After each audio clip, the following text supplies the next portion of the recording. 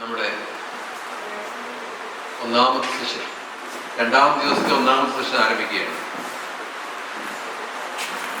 ശ്ലോക കലയും കവിതയും എന്നുള്ളതാണ് വിഷയം. അപ്പൊ ഇത് രണ്ടും ചേർത്ത് പറയുമ്പോൾ ചില സംശയങ്ങൾ നമുക്ക് തോന്നുന്നില്ല. ശ്ലോകത്തിൽ കവിതയുണ്ടോ അല്ലെങ്കിൽ കവിതയിൽ ശ്ലോകമുണ്ടോ എന്നൊരു സംശയമൊക്കെ തോന്നാം. ഇതിന് അല്ലെങ്കിൽ ഇങ്ങനെ ഹെഡിങ് എന്ന് ആലോചിക്കാം. പക്ഷെ പൊതുവെ ഒരു ആക്ഷേപമുണ്ട്, അത് ശ്ലോകമാണല്ലോ, വേറെ കവിതയല്ല എന്ന് പറയാറുണ്ട്. അപ്പൊ അതില് എവിടെയാണ് ഈ കവിത കലരുന്നത്?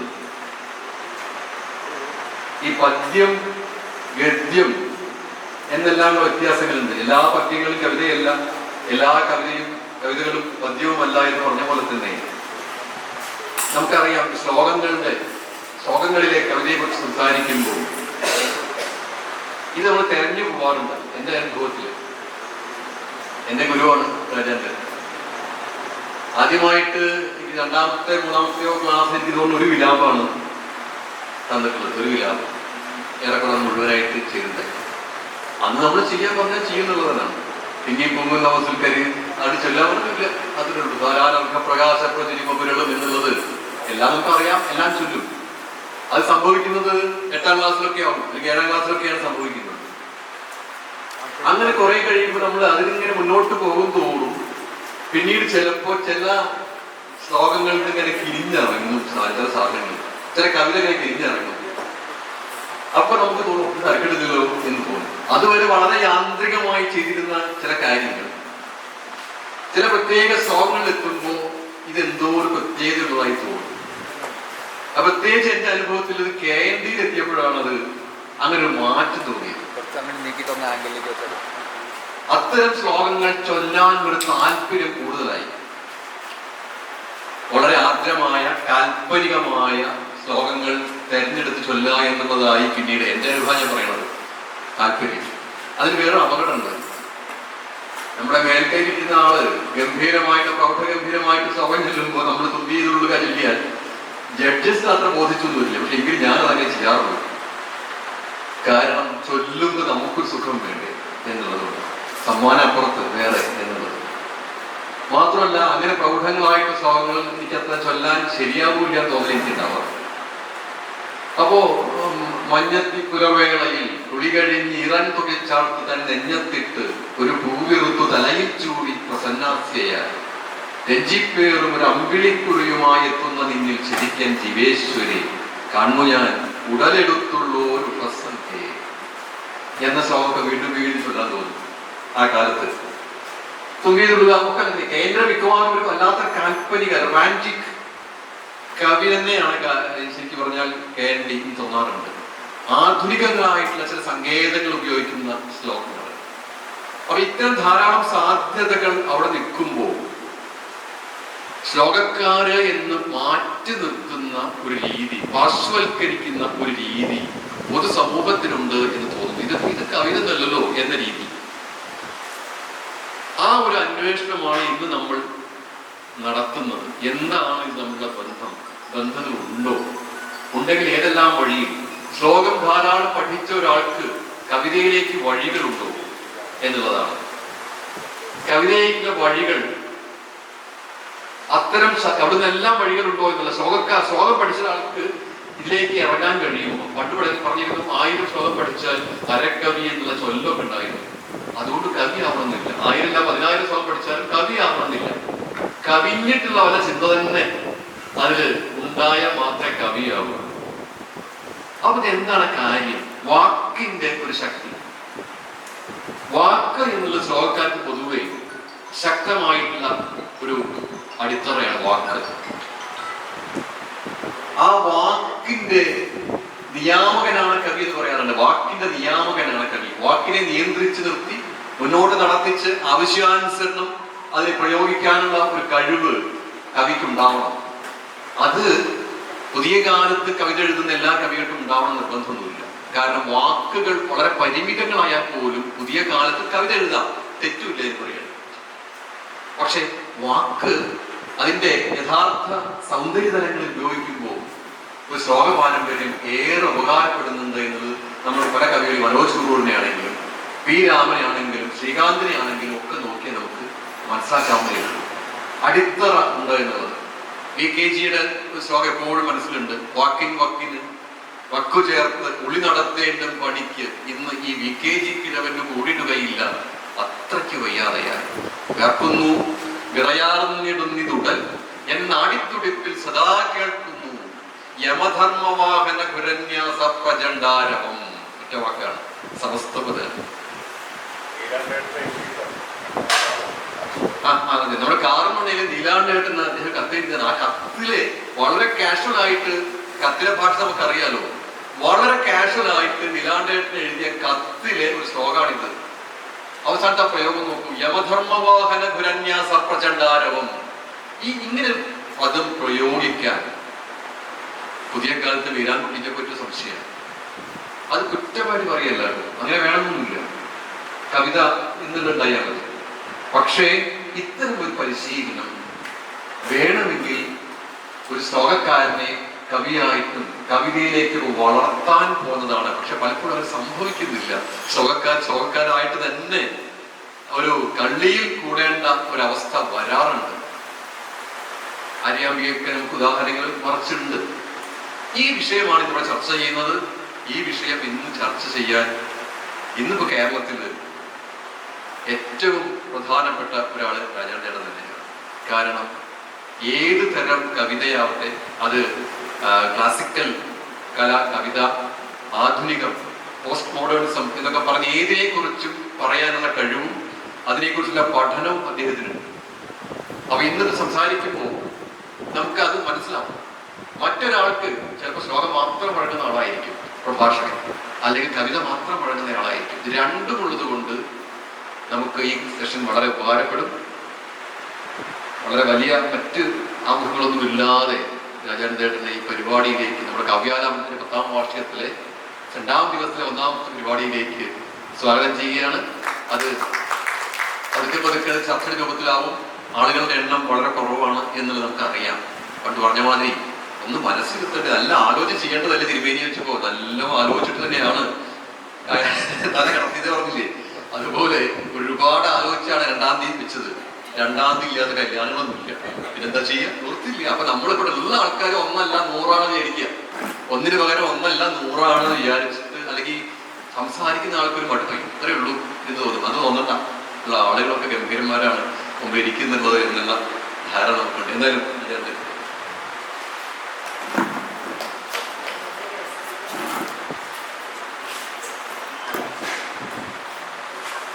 കുഞ്ഞുമോൻ എന്ന് എന്നെ പോലെ വളരെ അപൂർവം പേരും വിളിക്കുന്ന രാജീവൻ കുഞ്ഞുമോനായിരുന്നു. കാരണം ഞാൻ സ്കൂളിൽ പഠിക്കുമ്പോൾ എൻ്റെ ടീച്ചർ പ്രസവാവധിക്ക് പോയി.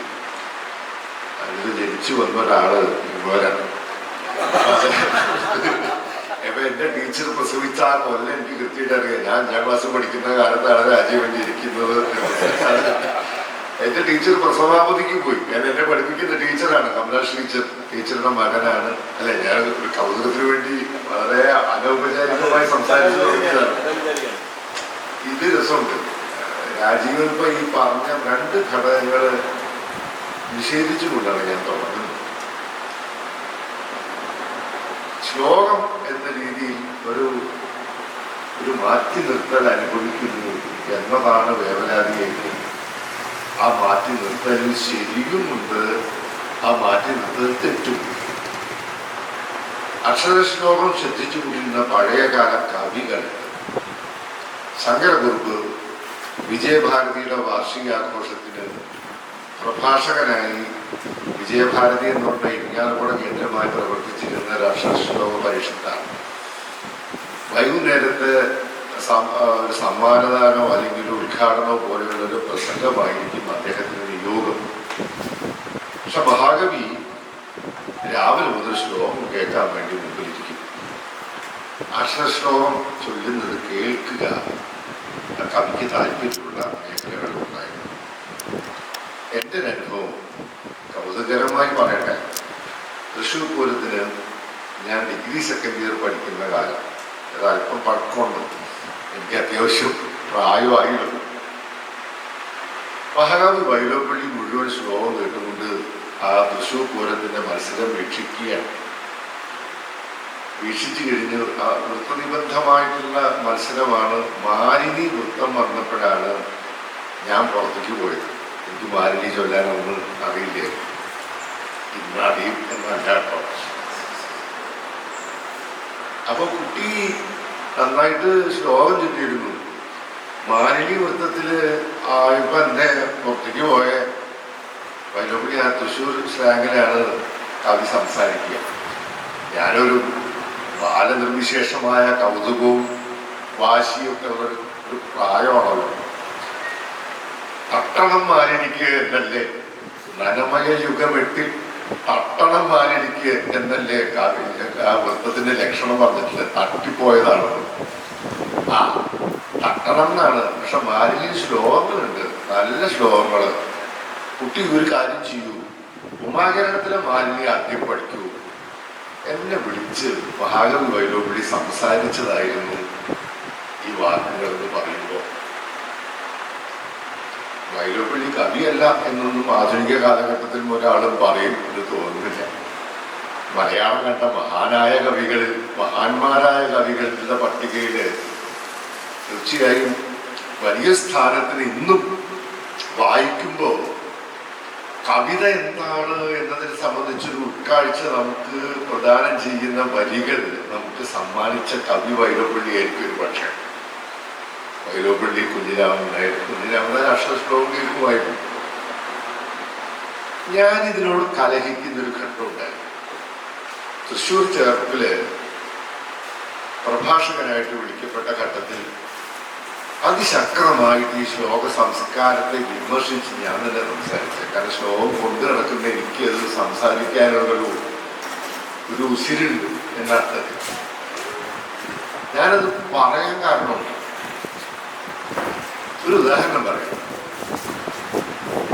ഗുരുവായൂര് കാഷ്വൽ സംസാരിക്കുന്ന ഭാഷയിലെല്ലാം മതിയല്ലോ അല്ലേ? ഇങ്ങനെ പറഞ്ഞ പോലെ ഏകാദശിക്ക് അക്കാലത്ത് മത്സരങ്ങൾക്ക് ഭക്തി ശ്ലോകങ്ങളെ മാത്രം കേന്ദ്രീകരിച്ച് അല്ലെങ്കിൽ മാത്രം അടിസ്ഥാനമാക്കി മത്സരം നടത്തണം എന്നൊരു പൊതു നിബന്ധന അത്ര വ്യക്തമായിട്ടൊന്നും ആ നിബന്ധന പാലിക്കപ്പെട്ടിരുന്നൊന്നുമില്ലെങ്കിൽ പോലും എൻ്റെ ഗുരുസ്ഥാനികനോ ഗുരുനാഥൻ തന്നെയോ ആയ കൈതക്ക ജാതവേദൻ എന്നോട് പറഞ്ഞു, രാജാനന്ദൻ അതിന് പോണം.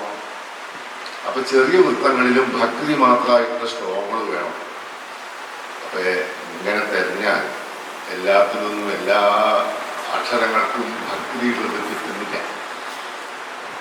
ഇല്ലാത്തത് അങ്ങ് ഉണ്ടാക്കുകയാണല്ലോ ജാതവേദനെ സംബന്ധിച്ചും എളുപ്പം. ജാതവേദന എന്ന് പറഞ്ഞാൽ എനിക്കൊക്കെ അറിയുന്ന ആളാണ്. കൈതൊക്കെ ജാതവേദനയാണ് ഞാൻ ഉദ്ദേശിക്കുന്നത്. ഒരു ശ്ലോകം ധാ എന്നുള്ള അക്ഷരത്തിന് അദ്ദേഹം ഒരു ശ്ലോകം എഴുതി. ധാരാധരാഞ്ജിതകളേവര ഗോപികാഹൃച്ചോരാപരാധമതിനായൊരു ശിക്ഷയുണ്ട്.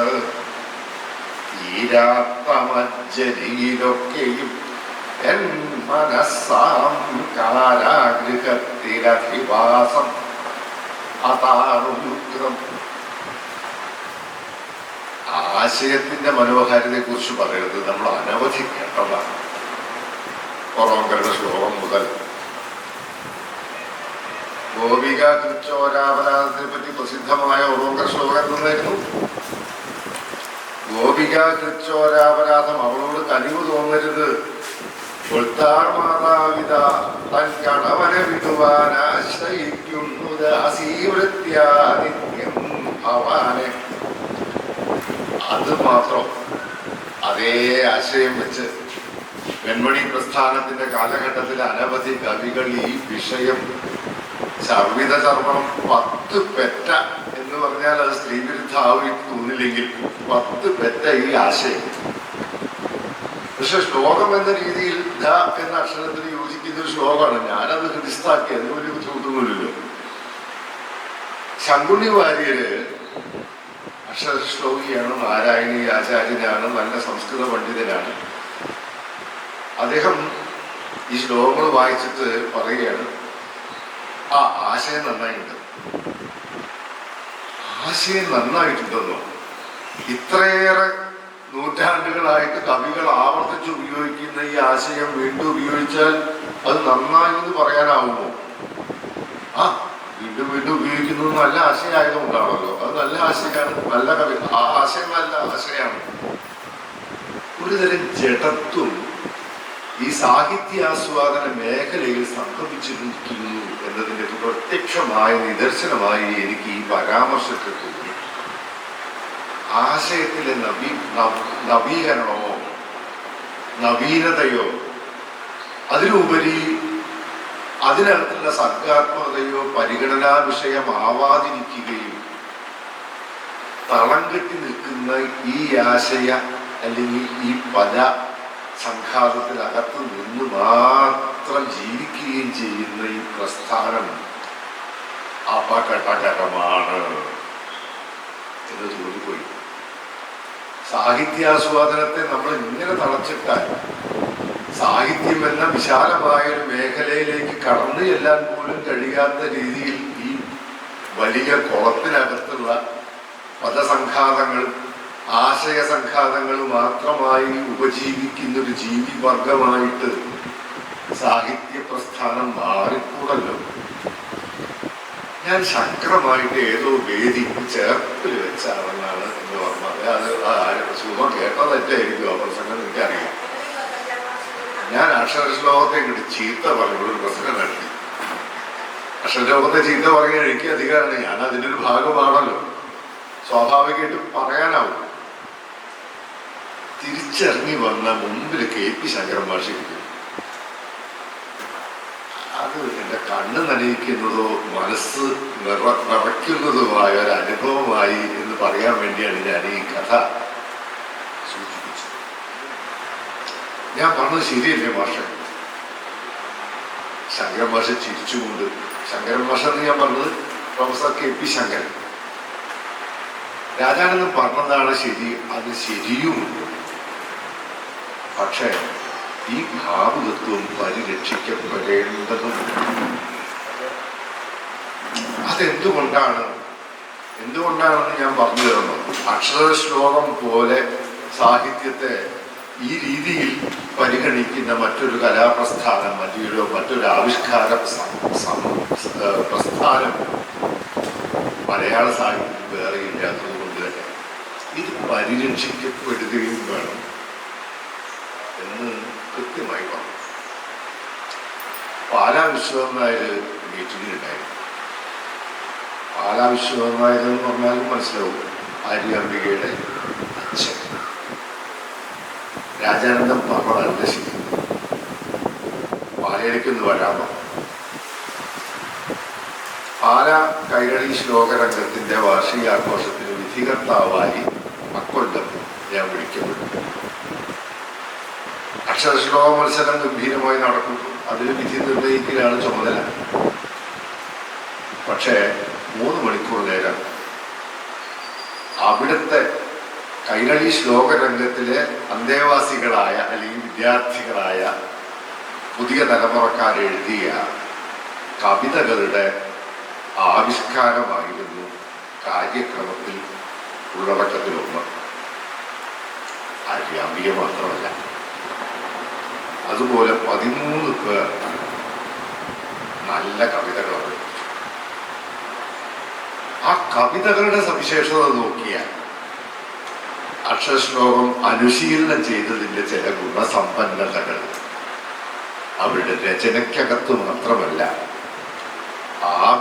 ചൊല്ലുന്ന രീതിയിൽ പ്രകടമായി ദർശിക്കാനായത് എൻ്റെ മനസ്സ് നിറയ്ക്കുക മാത്രമല്ല കണ്ണ് തുറപ്പിക്കുക കൂടി ചെയ്തു എന്ന് എടുത്തു പറയാനാണ് ഞാൻ ഈ സംഭവത്തെ ഉദാഹരിച്ചത്.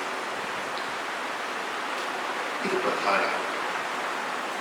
ഈ ഭാവുകത്വം പരിരക്ഷിക്കപ്പെടണം.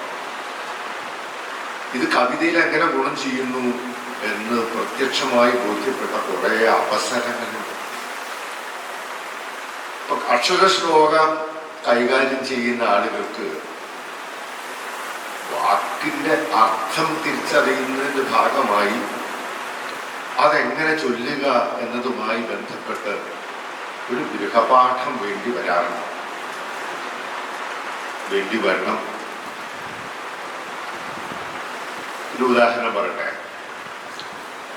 എല്ലാവർക്കും അറിയുന്ന ശ്ലോകമായിരിക്കും. അന്തപുരകമലത്തിലെ ഭ്രാന്തയ്ക്കുള്ള പടുമ്പു ദുഃഖണയവേ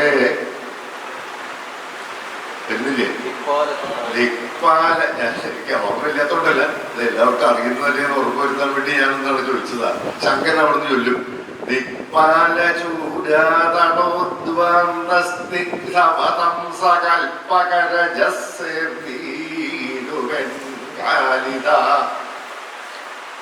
സമസ്ത പദമാണ്. KPC അനിയപ്പെട്ട ഒരുപാട് പറഞ്ഞിരുന്നു.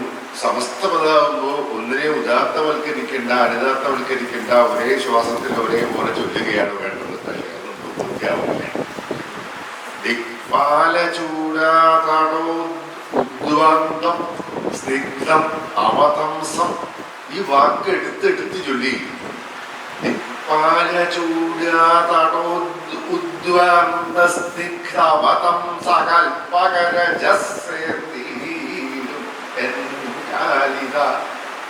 ഇതിങ്ങനെ ചൊല്ലാതാവുന്നതിന് മുമ്പ് ഒരു ചെറിയ അധ്വാനം വീട്ടിനകത്തിരുന്നതാണ്.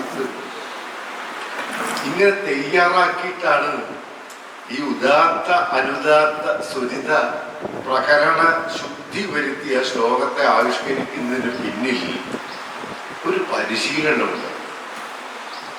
അക്ഷരശ്ലോക കളരിയിൽ നിന്ന് ഒരു ഗുരുനാഥൻ പഠിപ്പിക്കുന്നത് അല്ലെങ്കിൽ പോലും നമുക്ക് സ്വായത്തമാകുന്ന ഈ സിദ്ധി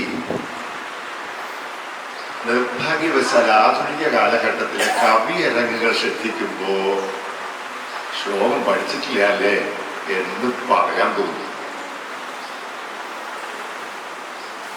നീ തന്നെ ജീവിതം സന്ധ്യ, അല്ലെങ്കിൽ നിന്നിൽ പിറക്കുന്നു രാത്രികൾ, പകലുകൾ നിന്നിൽ മരിക്കുന്നു സന്ധ്യ. പല കവിതാവേദികളിലെ ആളുകൾ ഈ കവിത ഇങ്ങനെ ചൊല്ലി കേട്ടിട്ടുണ്ട്. ജഡ്ജിമാര് മാർക്കിടുമ്പോ ഈ ചൊല്ലുന്നതിലെ ഉദാത്തത്തില് അനുദാത്തത്തില് ഒരു പ്രശ്നമുണ്ടെന്ന് ചൂണ്ടിക്കാണിക്കുമോ എന്നറിയില്ല. പക്ഷെ നാം അക്ഷരശ്ലോകക്കാർക്ക് അത് ബോധ്യപ്പെടില്ല. നിന്നിൽ പിറക്കുന്നു രാത്രികൾ പകലുകൾ, നിന്നിൽ മരിക്കുന്നു രാത്രികൾ പകലുകൾ എന്നാണ് ആ വാക്കിനർത്ഥം. നിന്നിൽ പിറക്കുന്നു രാത്രികൾ പകലുകൾ, നിന്നിൽ മരിക്കുന്നു സന്ധ്യ. തെറ്റാണ്. അങ്ങനെയല്ല കവിത.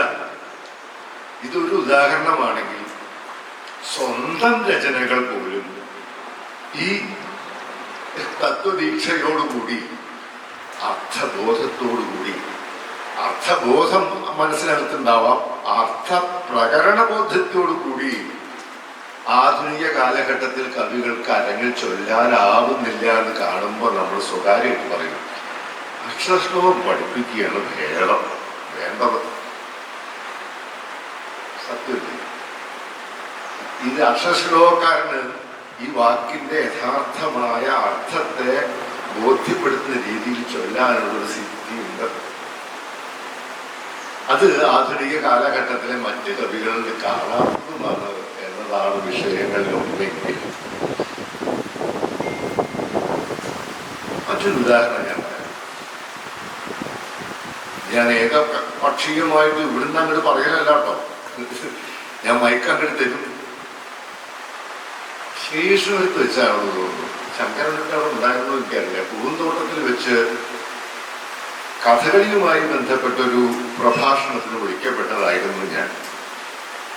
കഥകളിയായിരുന്നു, കേരളീയ രംഗകലകൾ പൊതുവെ വിശകലനം ചെയ്യുന്നതായിരുന്നു പ്രഭാഷണം എന്ന് ഓർമ്മയില്ല.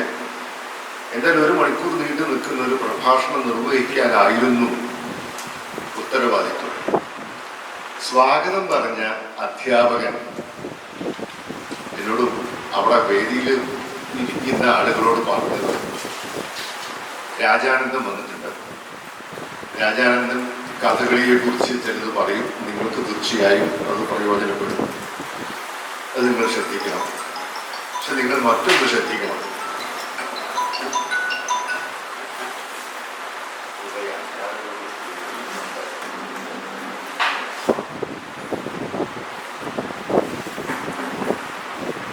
അദ്ദേഹം പറഞ്ഞു കുറിച്ച് രാജാനന്ദൻ പറഞ്ഞത് നിങ്ങൾ കേൾക്കുക, നിങ്ങൾക്ക് പ്രയോജനപ്പെട്ടതാവും. പക്ഷെ നിങ്ങൾ വേറൊന്നും കൂടി ശ്രദ്ധിക്കൂ, വാക്കുകൾ ഉച്ചരിക്കുന്നത് എങ്ങനെ എന്നത്. ഞാനൊന്നും മനസ്സിൽ വല്ലാതെ പതറിപ്പോയി. എൻ്റെ പ്രഭാഷണത്തിൽ വാക്കുകളുടെ നിരർഗണതയോ അല്ലെങ്കിൽ വാക്കിന്റെ ശക്തിയോ ഒക്കെ അംഗീകരിക്കുന്നതാവും നമ്മൾ ചിലപ്പോൾ മനസ്സുകൊണ്ട് ആഗ്രഹിക്കുക. പക്ഷെ കടമ്പപ്പുറം സ്കൂളിലെ ആ അധ്യാപകൻ തിരിച്ചറിഞ്ഞത് മലയാളം വാക്കുകളുടെ ഉച്ചാരണത്തിലുള്ള നിഷ്കർഷയാണ് എന്ന് വന്നതിൽ എനിക്ക് നിരാശയല്ല തോന്നിയത്, അറിയാതൊരു അഭിമാനം തോന്നി. ഞാൻ മലയാളം വാക്കുകൾ അതിൻ്റെ യഥാർത്ഥമായ ഉച്ചാരണ ശുദ്ധിയോടെ പ്രഭാഷണം നടത്തുമ്പോൾ പോലും ഉപയോഗിക്കുന്നു എന്നൊരു അംഗീകാരം എനിക്ക് കിട്ടിയെങ്കിൽ ഞാൻ നന്ദി പറയേണ്ടത് ബാല്യം മുതലേ ഞാൻ വശത്താക്കിയ അക്ഷരശ്ലോക കലയോടാണ് എന്ന കാര്യത്തിൽ എനിക്ക് യാതൊരു സംശയവുമില്ല. വേറെ എവിടുന്നാണ് കൃത്യമായ വാക്കുകളുടെ ഉച്ചാരണത്തിന്റെ ഒരു പരിശീലനം നമുക്ക് ലഭിക്കുന്നത്? സ്കൂളിൽ നിന്ന് കിട്ടുന്നില്ല. ഞാൻ പുതിയ കാലത്ത് അധ്യാപകരും മലയാള അധ്യാപകരൊക്കെ വലിയ ചില ക്ലാസ്സൊക്കെ നടത്താൻ സന്ദർഭം കിട്ടുമ്പോഴൊക്കെ ഉച്ചാരണം പഠിപ്പിക്കാനുള്ള ലളിതമായ ചില തന്ത്രങ്ങളൊക്കെ പറഞ്ഞു കൊടുക്കാറുണ്ട്. ഇപ്പോ ഖരാക്ഷരങ്ങൾ അത് കണ്ഠ്യമായിട്ട് ക എന്ന അക്ഷരം വരുന്നു. പിന്നെ അത് വോയിസ്ഡ് സിലബിൾ ആവുമ്പോൾ, അതായത് വോക്കൽ കോഴ്സിനെ ക്ലോസ് കോണ്ടാക്റ്റിലേക്ക് കൊണ്ടുവരികയും എയർ പാസ് ചെയ്യുമ്പോൾ അത് വൈബ്രേറ്റ് ചെയ്യുകയും ചെയ്യുമ്പോൾ അത് വോയിസ്ഡ് സിലബിൾ ഗ എന്നായി മാറുന്നു. നമുക്ക് മനസ്സിലാവും ക ഗ. അത് അനുനാസികമാകുമ്പോൾ ങ. അത് ചായായാലും താരതമ്യമായ അക്ഷരം ച യ ഞ ത ഗ ങ എല്ലാം ഒരുപോലെ തന്നെ. ഇതിന് ഇടയ്ക്കുള്ള അക്ഷരങ്ങളെ സംബന്ധിച്ചാണ് സംശയം.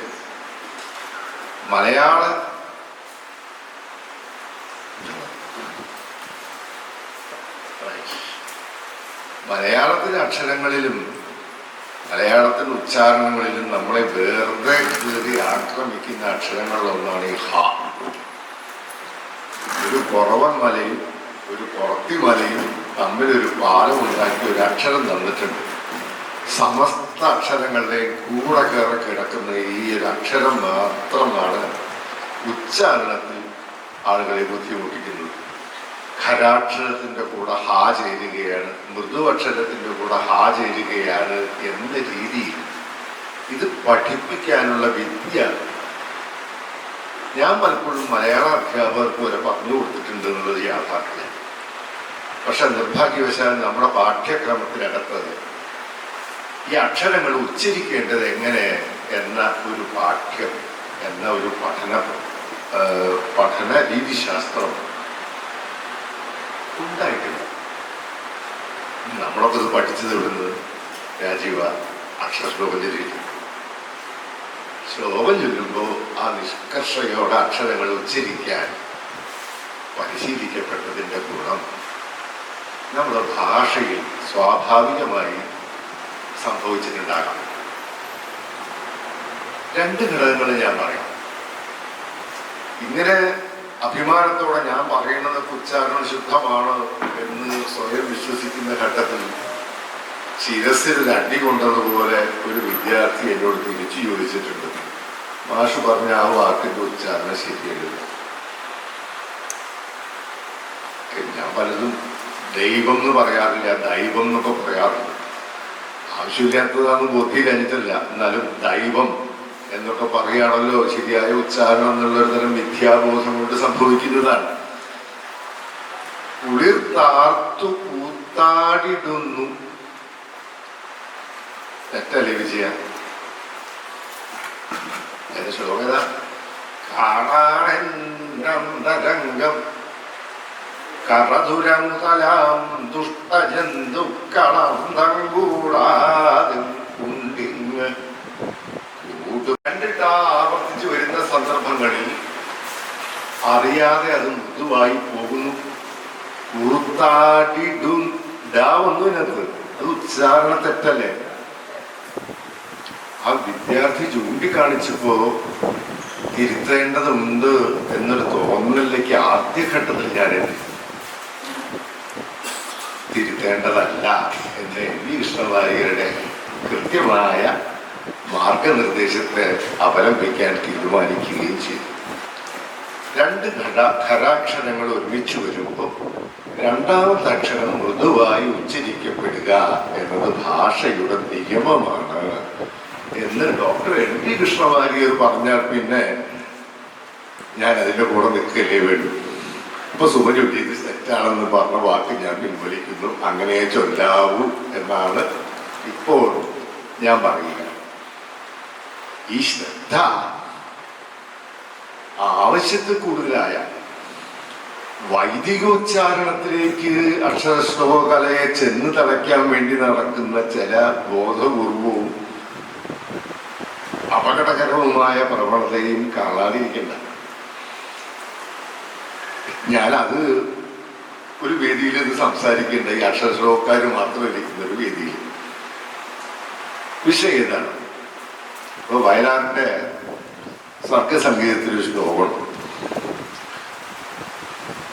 എന്താണ് ഞാൻ മനസ്സിലാക്കിയത്?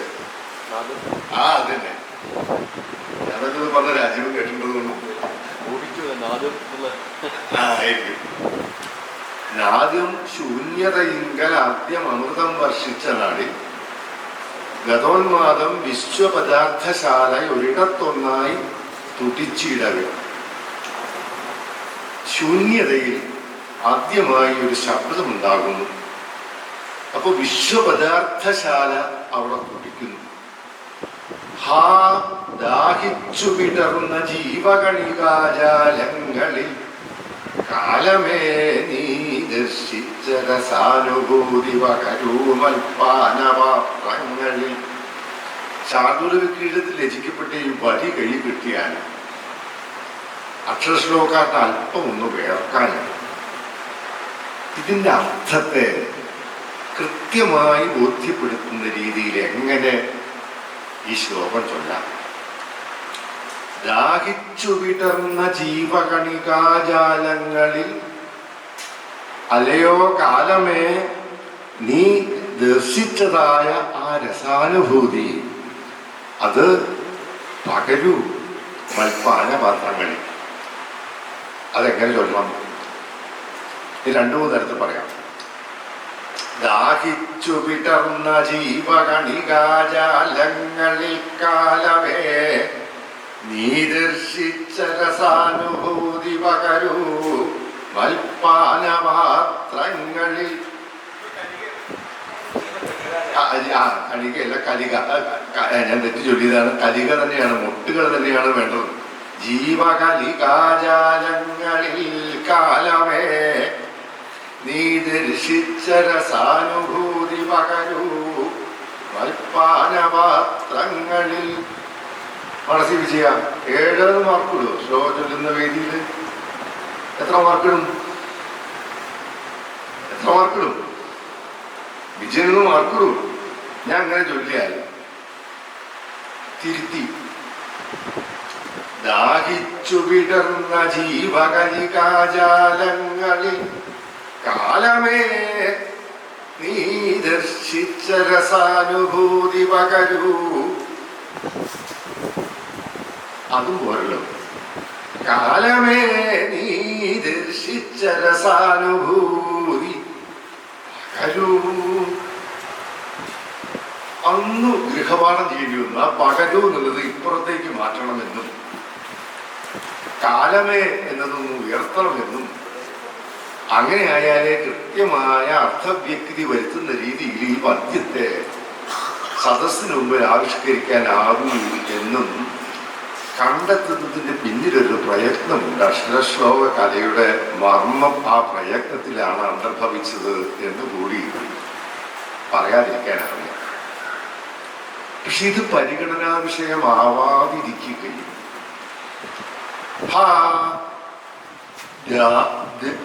എന്നുള്ളതിന്റെ ഉച്ചാരണം വളരെ പ്രധാനമാണ്. കാരണം നമ്മൾ ചൊല്ലുന്ന ദാക്ക് ഇംഗ്ലീഷിന്റെ ഡി ആയിട്ടാണ് ബന്ധമെന്നും അപ്പൊ ദ്യ എന്ന് ചൊല്ലണമെന്നും ദ്യ എന്ന് പറയണമെന്നും ശാഠ്യത്തോടെ ഉച്ചാരണം പരിശീലിപ്പിക്കുന്ന ചില കളരികൾ കേരളത്തിൽ പ്രവർത്തിക്കുന്നുണ്ട്. ദ്യാഹിച്ചു വിടർന്ന ജീവകലികാലങ്ങളിൽ കാലമേ നീ ദർശിച്ച രസാനുഭൂതി പകരൂ മൽപാനപാത്രങ്ങളിൽ. എവിടെ ഉദാത്തവും അനുദാത്തവും ഒന്നുമല്ല വേവലാതി. ജ്യ എന്ന അക്ഷരവും ദ്യ എന്ന അക്ഷരവും ശുദ്ധമായി ഉച്ചരിക്കപ്പെട്ടോ എന്നത് മാത്രം പ്രശ്നമാവുകയും നിർമായം പക്ഷപാതം നിർ എന്ന് വരുമ്പോൾ നിർന്നാവരുത്, നിർ വിടുത്തി തന്നെ വായ രണ്ട് ഭാഗത്തേക്കും കൂട്ടി തന്നെ അക്ഷരം ഉച്ചരിക്കണം എന്നത് പോലെയുള്ള നിഷ്കർഷകർക്ക് പ്രാധാന്യം വർദ്ധിക്കുകയും ഈ അർത്ഥബോധനം എന്ന് നമ്മൾ നേരത്തെ പരാമർശിച്ച വിഷയത്തിൽ പ്രാധാന്യം കുറയുകയും ചെയ്യുന്ന രീതിയിൽ ചില കളരികൾ പ്രവർത്തിക്കുന്നു. ഏതാണെന്ന് ഞാൻ പറയാതെ തന്നെ നിങ്ങൾക്ക് മനസ്സിലായി. സഹകര ഇത് വൈദിക കലയിലേക്ക് അല്ലെങ്കിൽ ഓത്തിലേക്ക് വേദപഠനത്തിലേക്ക് അക്ഷരശ്ലോകത്തെ തിരിച്ചു കൊണ്ടുപോകാനുള്ള ഒരുതരം പിന്തിരിപ്പൻ ശ്രമമാണെന്ന് തിരിച്ചറിയാതിരിക്കാനുമാവില്ല. അതേപോലെ ഗൈർവാണി പക്ഷപാതപ്പനി പരമിളകി ശുദ്ധമാൻ നിത്യമേറി ഗർഭം ദുർവാരമായോരമരുവർ അമരത്താകയാൽ. ഈ കൗതുകകരമായ പദ്യങ്ങൾ ചൊല്ലുന്നൊരു വേദിയായിരുന്നു ഒരു കാലഘട്ടത്തിലെങ്കിലും അക്ഷരശ്ലോകം. വള്ളത്തോളിന്റെയും ആ കാലഘട്ടത്തിലെ കവികളുടെയും മാത്രമല്ല, ഫലിതോക്തി ഉൾക്കലർന്നതും ആ രീതിയിൽ സരസമായ ചില കാര്യങ്ങൾ വിശകലനം ചെയ്യുന്നതുമായ ഇതിവൃത്തത്തോടെ അല്ലെങ്കിൽ ഉള്ളടക്കത്തോടെയുള്ള പദ്യങ്ങൾ സമൃദ്ധമായി അക്ഷരശ്ലോക വേദികളിൽ ആലപിക്കപ്പെട്ടിരുന്ന ഒരു പഴയ കാലമുണ്ട്. ഇന്ന് ഭീതിതമാകുന്ന രീതിയിലുള്ള പദ്യങ്ങൾക്കുടെ ഒരു പ്രവാഹം കൊണ്ട് ആ ശ്ലോകവേദി തന്നെ മലീമസമായിരിക്കുന്നു എന്ന വാക്ക് ഞാൻ പറഞ്ഞത് ആക്ഷേപമുണ്ടെങ്കിൽ പിൻവലിക്കുന്നു. ശബ്ദഘോഷങ്ങൾക്ക് അതൊരു പ്രത്യേക ഒരു കാവ്യാസ്വാദനത്തിന്റെയോ ഒരു ഫലിതാസ്വാദനത്തിന്റെയോ പോലും ഒരു തലത്തിലേക്ക് എത്തിക്കാതെ നിരർത്ഥകം എന്ന് പ്രത്യക്ഷത്തിൽ തോന്നുന്ന രീതിയിലുള്ള ശബ്ദഘോഷങ്ങളുടെ ഒരു മഹാപ്രവാഹമായും അതിൻ്റെ ഒരു ധാടിയുടെ പ്രത്യക്ഷ അരങ്ങുകളായും ഒക്കെ ശ്ലോകവേദി മാറുകയാണ്. ലളിതമായും അർത്ഥഗർഭമായും ആവിഷ്കരിക്കപ്പെടുന്ന പദ്യങ്ങൾക്ക് മാർക്ക് കുറയുകയും ഓതി നീണ്ട ജടയും നഖങ്ങളും എന്ന ശ്ലോകം ആധുനിക കാലത്ത് ആ ശ്ലോകം പോട്ടെ കുമാരനാശാന്റെ ഒരു പദ്യവും അക്ഷര ശ്ലോകവേദിയിൽ കേൾക്കാറില്ല. ചെറുവൃത്തങ്ങളുടെ ആവശ്യത്തിനാണ് പലപ്പോഴും കുമാരനാശാൻ ആശ്രയിക്കപ്പെട്ടതുപോലും. വിയോഗിനി വൃത്തത്തിൽ ശ്ലോകങ്ങൾ സമർത്ഥമായി ഇല്ലാത്തത് കൊണ്ട് അവസാനം നിവൃത്തിയില്ലാണ്ട് വെൺമണി കവികളുടെ പുസ്തകം പരിശോധിച്ചാലും BKG ഉൾപ്പെടെയുള്ള കവികളുടെ പുസ്തകം പരിശോധിച്ചാലും വേണ്ട അളവിൽ വിയോഗിനി ലഭിക്കാത്തത് കൊണ്ട് നിവൃത്തിയില്ലാതെ ഒരു ചിന്താവിഷ്ടയായ സ്ഥിതിയിലേക്ക് കടന്നു എന്ന് വന്നേക്കും. വീണപൂവ് വരാറേയില്ല, നടിഞ്ഞു വരാറേയില്ല, ലീല വരാറില്ല. അപ്പൊ കുമാരനാശാൻ വരെ നിരാകരിക്കപ്പെടുകയും ശബ്ദത്തിന്റെ സൗഷ്ഠവം കൊണ്ട് തിളച്ചു നിൽക്കുന്ന തരം പദ്യങ്ങൾ മാത്രം തെരഞ്ഞെടുത്ത് അവതരിപ്പിക്കപ്പെടുകയും ചെയ്യുന്ന വേദിയായി അക്ഷരശ്ലോക പ്രസ്ഥാനം മാറുന്നതും അത്ര ശുഭോദർക്കമാണെന്ന് പറഞ്ഞുകൂടാ. ഇതൊക്കെയാണ് എൻ്റെ വിമർശനത്തിലുണ്ടായിരുന്ന കാതലെങ്കിൽ ശങ്കരമാഷ് പറഞ്ഞ വാചകത്തിലേക്ക് ഞാൻ വീണ്ടും എത്തുന്നു. ഈ ഭാവുകത്വം പരിരക്ഷിക്കപ്പെടണം. ഭാവുകത്വം പരിരക്ഷിക്കപ്പെടുന്നതിൻ്റെ പ്രധാന ഗുണം വാക്കുകൾ തമ്മിൽ ചേരുമ്പോൾ ഉണ്ടാകുന്ന ഘടനാപരമായ വൃത്തത്തിൻ്റെതായ ഒരു സ്നിഗ്ധത ഇത്ര തഴക്കം വന്ന മറ്റൊരു കാവ്യമേഖലയില്ല. വസന്തലകം വൃത്തത്തിനകത്തൊരു അക്ഷരം പോയാൽ നമുക്ക് അപ്പം അറിയുമല്ലോ. അപ്പൊ ആവശ്യത്തിന് വേണ്ട പോലെ ലഘുവും ഗുരുവും തിരിച്ചിന് വരണം എന്ന രീതിയിലൊരു താളബോധം കൃത്യമായി മനസ്സിൽ പ്രവർത്തിക്കാനുള്ള ആ കരുത്ത് ഈ ഭാവുകത്വത്തിന് ആർജിക്കാനാകുന്നത് ഈ ശ്ലോകാനുശീലനത്തിന്റെ സംഭാവനയാണെന്ന കാര്യത്തിൽ തർക്കമില്ല. വാക്കിന്റെ ആ ഘടനയുടെ ഇഴുക്കം മാത്രമല്ല, വാക്കിന്റെ കിഴുക്കവും നമുക്കറിയാം. വാക്കിന്റെ കിഴുക്കവും മുഴക്കവും അനാവശ്യമായ ഒരു കാര്യമാണെന്ന് ആധുനിക കവിയും അംഗീകരിക്കില്ല. എഴുത്തോ നിന്റെ കഴുത്തോ എന്ന് എൻ ഗോവിന്ദൻ ചോദിക്കുമ്പോൾ ആ വാക്ക് കിലുക്കവും മുഴക്കവും ഉണ്ടാക്കുന്നുണ്ട് എന്ന് നമുക്കറിയാം. ആ കിലുക്കത്തെ, വാക്കുകളുടെ കിലുക്കത്തെയും മുഴക്കത്തെയും ഒക്കെ തിരിച്ചറിഞ്ഞുകൊണ്ട് വാക്കിന് വാക്ക് ചേർത്ത് ഉളി നടത്തുന്ന ആ ജോലിയാണ് നിരന്തരമായ സാധകത്തിലൂടെ, കഠിനാധ്വാനത്തിലൂടെ അക്ഷരശ്ലോക കല ആർജിച്ചെടുക്കുന്നത്. അത് പരിരക്ഷിക്കപ്പെടേണ്ടതാണ്.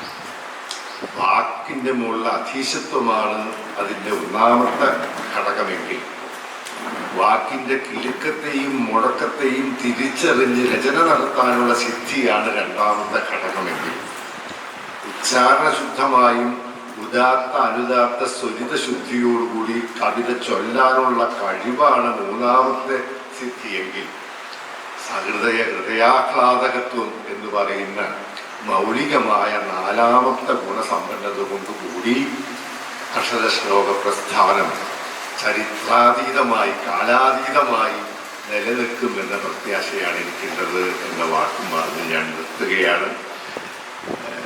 ചോദ്യങ്ങൾ തീർച്ചയായും സ്വാഗതം ചെയ്യപ്പെടുന്നു.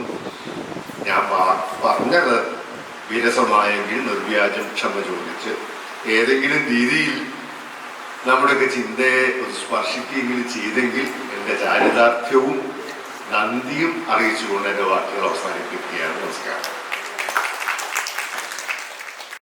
കാരണം അതിൽ കൃത്യമായിട്ട് ലൈൻസ് കിട്ടിയിട്ടുണ്ട്. പുതിയ കാലത്ത് എനിക്ക് തോന്നിയൊരു പ്രശ്നം, ഉച്ചാരണങ്ങൾ കൃത്യമായിട്ട് പറയുന്നത് കൊണ്ട് തന്നെ ഒരുതരം പരിഹാസം കൂടി കേൾക്കേണ്ടി വരുന്ന സന്ദർഭങ്ങളും ധാരാളമുണ്ട്. കാരണം ഭാഷയിൽ അങ്ങനെയൊന്നും ആവശ്യമില്ല.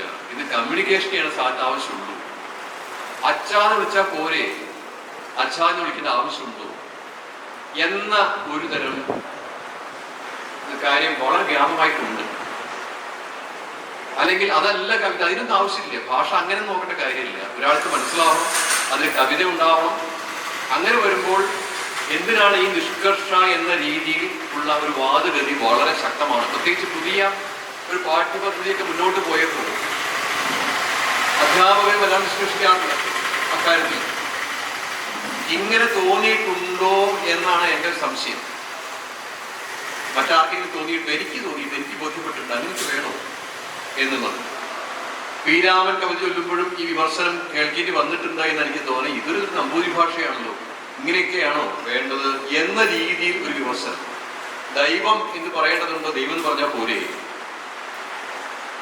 ഈ ഒരു ചർച്ച പ്രസക്തമാണെന്ന് തോന്നിയത് ഏത് പക്ഷത്താണ് എന്നുള്ളതല്ല പ്രശ്നം.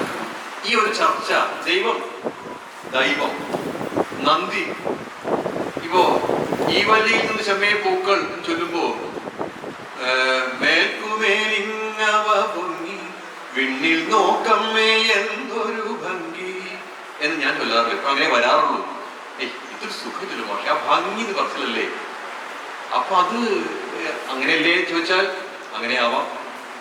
അതേ സമയത്ത് സംസാര ഭാഷയിൽ നമ്മൾ ഭംഗി എന്ന് പറയാറുണ്ട്. ഭംഗി എന്ന് പറയുന്നത് ഞാൻ അപൂർവമാട്ടോ, അതൊരഭംഗിയാണ്. അപ്പൊ ഇതിൽ എവിടെ നിൽക്കണം നമ്മൾ? നന്ദി, ചന്ദനം എങ്ങനെ ചന്ദനം ചിലർ അങ്ങനെ പറയാറുണ്ട്, ചന്ദനം എന്ന് പറയാറുണ്ട്, ചന്ദനം എന്ന് പറയാറുണ്ടല്ലോ. ചന്ദനം എന്നല്ലേ പറയേണ്ടത്? അപ്പൊ ഈ മാനവ ഭാഷ, ലൗകിക ഭാഷ, കവിതയിലെ ഭാഷ എന്നൊക്കെ തരംതിരിച്ചിട്ട് വേണോ നമ്മൾ സംസാരിക്കാൻ? കൃത്യമായിട്ട് ഉച്ചാരണങ്ങൾ ആധുനിക കവിതയോട് മുഖം തിരിഞ്ഞു നിൽക്കുന്നുണ്ടോ? ആധുനിക കവികൾ അതിനെ ബോധപൂർവ്വം തിരസ്കരിക്കാറുണ്ടോ? അതോ അവർക്ക് കഴിയാത്തത് കൊണ്ടാണോ? ഇത്തരം ഒരു ചർച്ച എൻ്റെ അഭിപ്രായം മാത്രമാണ്. എൻ്റെ ആ വാർത്ത ശ്രദ്ധിക്കൂ, അഭിപ്രായം മാത്രമാണ്. അഭിപ്രായം എന്ന് പറയാൻ അറിയാത്തത് കൊണ്ടല്ല, അങ്ങനെ പറയേണ്ടതില്ല എന്നിടത്താണ് ഞാൻ നിൽക്കുന്നത്. മേൽക്കുമേലിങ്ങിവ പൊങ്ങി വിണ്ണിൽ നോക്കമ്മേ എന്തൊരു ഭംഗി തന്നെ വേണ്ടത് അവിടെ. അതെന്നെ ഭംഗി, അതാണ് പ്രാസഘടന. ഭംഗി എന്ന് ചൊല്ലണ്ട. അക്ഷരശ്ലോക മേഖലയിലാണ് നമ്മൾ ഇത്തരം വാക്കുകളുടെ നിഷ്കർഷ പലപ്പോഴും ഉപയോഗിക്കുക. അങ്ങനെ നിഷ്കർഷിക്കുന്നത് ഒരു ചന്തം കളഞ്ഞാൽ ഈ നിർമ്മായം എന്നൊക്കെ ചൊല്ലിയാൽ ബോറായിട്ടാണ് തോന്നുന്നത്. അത് വേണ്ട ആവശ്യമില്ല. അതിലെവിടെയോ ഒരു നിയന്ത്രണം നമുക്ക് വേണം. വൈദിക ഉച്ചാരണമല്ല സാഹിത്യ ഉച്ചാരണം. ഓത്തു ചൊല്ലുമ്പോൾ നമ്പൂതിരി അങ്ങനെയൊക്കെ ചൊല്ലിപ്പോട്ടെ. വൈദിക ഉച്ചാരണം ശ്ലോകത്തിലേക്ക് കൊണ്ടുവരേണ്ട കാര്യമില്ല. ഇതൊരു വ്യാവഹാരിക ഉച്ചാരണമേ ആവാവൂ. നന്ദിയെ കുറിച്ച് പറയട്ടെ. ഇത് യഥാർത്ഥത്തിൽ ലിപിയുടെ പ്രശ്നം. മലയാളത്തിൽ ഒരു കാലത്ത് ദന്ത്യമായ നായ്ക്കും ദന്ത്യമല്ലാത്ത പലേറ്റലും ഡെന്റലും അല്ലാതെ ഇടയ്ക്കൊരു സ്ഥലത്താണല്ലോ എന്നൊരു വർഗം നിൽക്കുന്നത്. മൂർധന്യത്തിൽ താ, tip of the tongue articulate the sound touching the roof of the palate, അല്ലേ? താനെങ്ങനെ നമ്മൾ പറയുന്നത്? നാവിന്റെ തുമ്പ് പലേറ്റിന്റെ ഒത്ത നടുക്ക് കൊണ്ടുവച്ച് മൂർധന്യത്തിൽ താ. താന്ന് പറയുന്നത് എങ്ങനെയാണ്? ദന്ത്യത്തിൽ. പല്ലും നാവിന്റെ തുമ്പ് കൊണ്ടുവച്ച് താ പറയണം. അത് ദന്ത്യമായിട്ടും മറ്റൊരു മൂർധന്യമായിട്ടും നമ്മൾ പട്ടികപ്പെടുത്തി. ഇത് രണ്ടിൻ്റെ ഇടയിലൊരു സ്ഥലമുണ്ട്, ഹാർട്ട് പലേറ്റ്. ഈ അണ്ണാക്കിന്റെ മൃദുവല്ലാത്ത ഭാഗം, അതായത് പല്ലിന്റെ തൊട്ട് മുകളിലുള്ള ആ പലേറ്റ്, അവിടെ സ്പർശിച്ചിരുന്ന ഒരു ശബ്ദമാണ് ടാ. ഒരു വർഗം വേണ്ടതാണ്. അക്ഷരമൊക്കെ നമ്മുടെ അടുത്തുണ്ട്, ലിപിയില്ല. ആ ലിപിയുടെ സ്ഥാനത്ത് നമ്മൾ റാ എന്ന അക്ഷരം ഉപയോഗിക്കും. എൻ്റെ എഴുതുമ്പോ എൻറ അല്ലല്ലോ, ടാ എന്ന അക്ഷരമാണത് യഥാർത്ഥത്തിൽ. അതിന്റെ ഇരട്ടിപ്പാണ് പാറ്റയിൽ നമ്മൾ കാണുന്ന അക്ഷരം. രണ്ട് റാ എഴുതും. അതിന്റെ ആനുനാസികം നായാണ്. ഞാനും നായ്ക്കും ലിപി ഒന്നേ ഉള്ളൂ. രണ്ടക്ഷരമാണെങ്കിൽ പോലും നമ്മുടെ കയ്യിൽ ലിപി ഒന്നേ ഉള്ളൂ. ഇതൊരു പ്രശ്നമായ ഘട്ടത്തിൽ, മലയാളത്തിലെ അന്ന് അച്ചടി തുടങ്ങിയ ഘട്ടത്തിലായിരിക്കണം ദന്ത്യമായ ഉച്ചാരണം വേണ്ട സന്ദർഭങ്ങളിൽ ഇന്ത്യ എന്ന വാക്ക് ഉപയോഗിച്ചു തുടങ്ങിയത്. അങ്ങനെയാണ് ചേന്ദമംഗലവും കുന്തം കുളവും ഒക്കെ ഉണ്ടായത്. കുന്തം കുളം എന്ന് അച്ചടിച്ചത് നമ്മൾ പഴയ ലിപികളിൽ കാണാം. കുന്തംകുളം തന്നെയാണത്. കുന്തം ആക്കേണ്ട യാതൊരു കാര്യമില്ല. സംസ്കൃതമൊന്നുമല്ല അത്, കുന്തംകുളമാണ്. അത് കുന്നംകുളം എന്ന് വായിക്കാതിരിക്കാൻ വേണ്ടി കുന്തം കുളം എന്ന് എഴുതിയതാണ്. ചേന്ദമംഗലം ചേന്നമംഗലല്ല എന്ന് ബോധ്യപ്പെടുത്താൻ ചേന്ദമംഗലമായി എഴുതിയതാണ്. ഈ രണ്ട് വാക്ക് ഞാൻ പറഞ്ഞത് നന്ദി എന്ന് പറയാനാണ്. നന്ദി എന്ന് വായിക്കാതിരിക്കാൻ വേണ്ടി ഇന്ത്യ എന്ന അക്ഷരം ഉപയോഗിച്ചതാവാനേ ന്യായമുള്ളൂ. നന്ദി സംസ്കൃത ശബ്ദവുമായിട്ട് നമ്മുടെ നന്ദിക്ക് യാതൊരു ബന്ധവുമില്ല. നന്ദിക്കുക, ആനന്ദിക്കുക എന്ന അർത്ഥത്തിൽ സംസ്കൃതത്തിൽ ആ വാക്കുണ്ട്.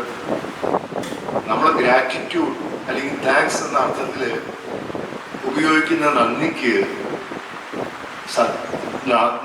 സംസ്കൃത ശബ്ദമേ അല്ല, അത് മലയാളം വാക്കാണ്. അത് നന്ദി എന്ന് പറയേണ്ടതാണ്. അതിൻ്റെ അച്ചടി ഭാഷയിൽ ഇന്ത എന്നായിപ്പോയി എന്നേ ഉള്ളൂ.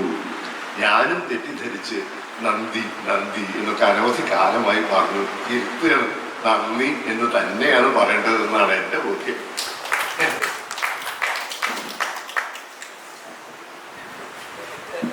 സ്വാഭാവികമായിട്ടും ഞാനിപ്പോൾ കടന്നു വരുമെന്ന് ഇവിടെ ഇരിക്കുന്ന പലർക്കും അറിയാം. ഒരുപാട് നന്ദി രാജാനിമിഷ. കാരണം കഴിഞ്ഞ 10 വർഷമായി ഞാൻ അനുഭവിക്കുന്ന വ്യഥ ഇന്ന് തീർന്നു കിട്ടിയിരിക്കുകയാണ്. ഇവിടെ തന്നെ, നമ്മുടെ വേദിയിൽ തന്നെ തീർന്നു കിട്ടിയിരിക്കുകയാണ്.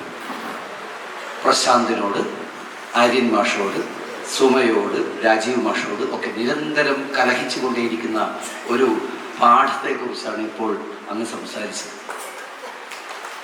ARന്റെ അനുനാസിക അതിപ്രസരൊക്കെ പറഞ്ഞിട്ട് ഞാൻ തളർന്നു പോയി ഇവിടെ മുന്നിൽ. ആദ്യമായിട്ട് എന്നെ വിമർശിക്കുന്നത് അരിമഷൻ. ONVയുടെ നന്ദി എന്ന കവിത ഞാൻ ചൊല്ലി. വ്യക്തിപരമായി വിളിച്ചിട്ട് എന്നെ വിളിച്ചിട്ട് പറഞ്ഞു, ബാബു അതിഗംഭീരമായിട്ട് അത് ആലോചിച്ചിരുന്നു, പക്ഷെ നന്ദി എന്ന് പറയാമോ? നന്ദി തന്നെയല്ലേ പറയുന്നത്. ഞാൻ പറഞ്ഞു, ഇങ്ങനെ ARന്റെ ഒരു വാദം പറഞ്ഞു, എനിക്ക് അത് തകർത്തു. അങ്ങനെ വാദങ്ങളുണ്ടാവും. ഞാൻ പറഞ്ഞു, അത് എഴുതിയ ONVയും നന്ദി എന്ന് തന്നെയാണ് ചൊല്ലിയിരിക്കുന്നത്. അപ്പൊ അങ്ങേക്ക് അങ്ങയുടെ വാദം ശരിയായിരിക്കും, പക്ഷെ അത് എഴുതിയ ആൾ പോലും അങ്ങനെ പറയുന്നു. AR ഇങ്ങനെ പറഞ്ഞു വെക്കുന്നു. യേശുദാസ് നന്ദി ആരോട് ഞാൻ ചൊല്ലേണ്ടു എന്ന് പാടിത്തരുന്നു. ഒരു കണ്ണൂർക്കാരന് പിന്നെ ഇങ്ങനെയല്ലാതെ പിന്നെ എങ്ങനെയൊക്കെയാ പറയാൻ പറ്റും? അതുപോലെ ദൈവം എന്നേ പറയും നമ്മൾ, ദൈവം എന്നൊരിക്കലും പറയാം, ഭംഗി എന്നേ പറയും. സാറ് പറഞ്ഞ പോലെ ഭംഗി എന്ന് പറയുമ്പോഴാണ് അതിനൊരു ഭംഗി, ഭംഗിക്കല്ല, നന്ദിക്കല്ല എന്നുള്ളതാണ്. ഈ വാദം നമ്മൾ കൂടിയിരിക്കുന്ന എല്ലാ വേദികളിലും നിരന്തരം പറഞ്ഞുകൊണ്ടിരിക്കുകയും എന്നെ വളരെ നികൃഷ്ടമായി പുച്ഛിക്കുകയും ചെയ്തിട്ടുള്ളവരാണ്.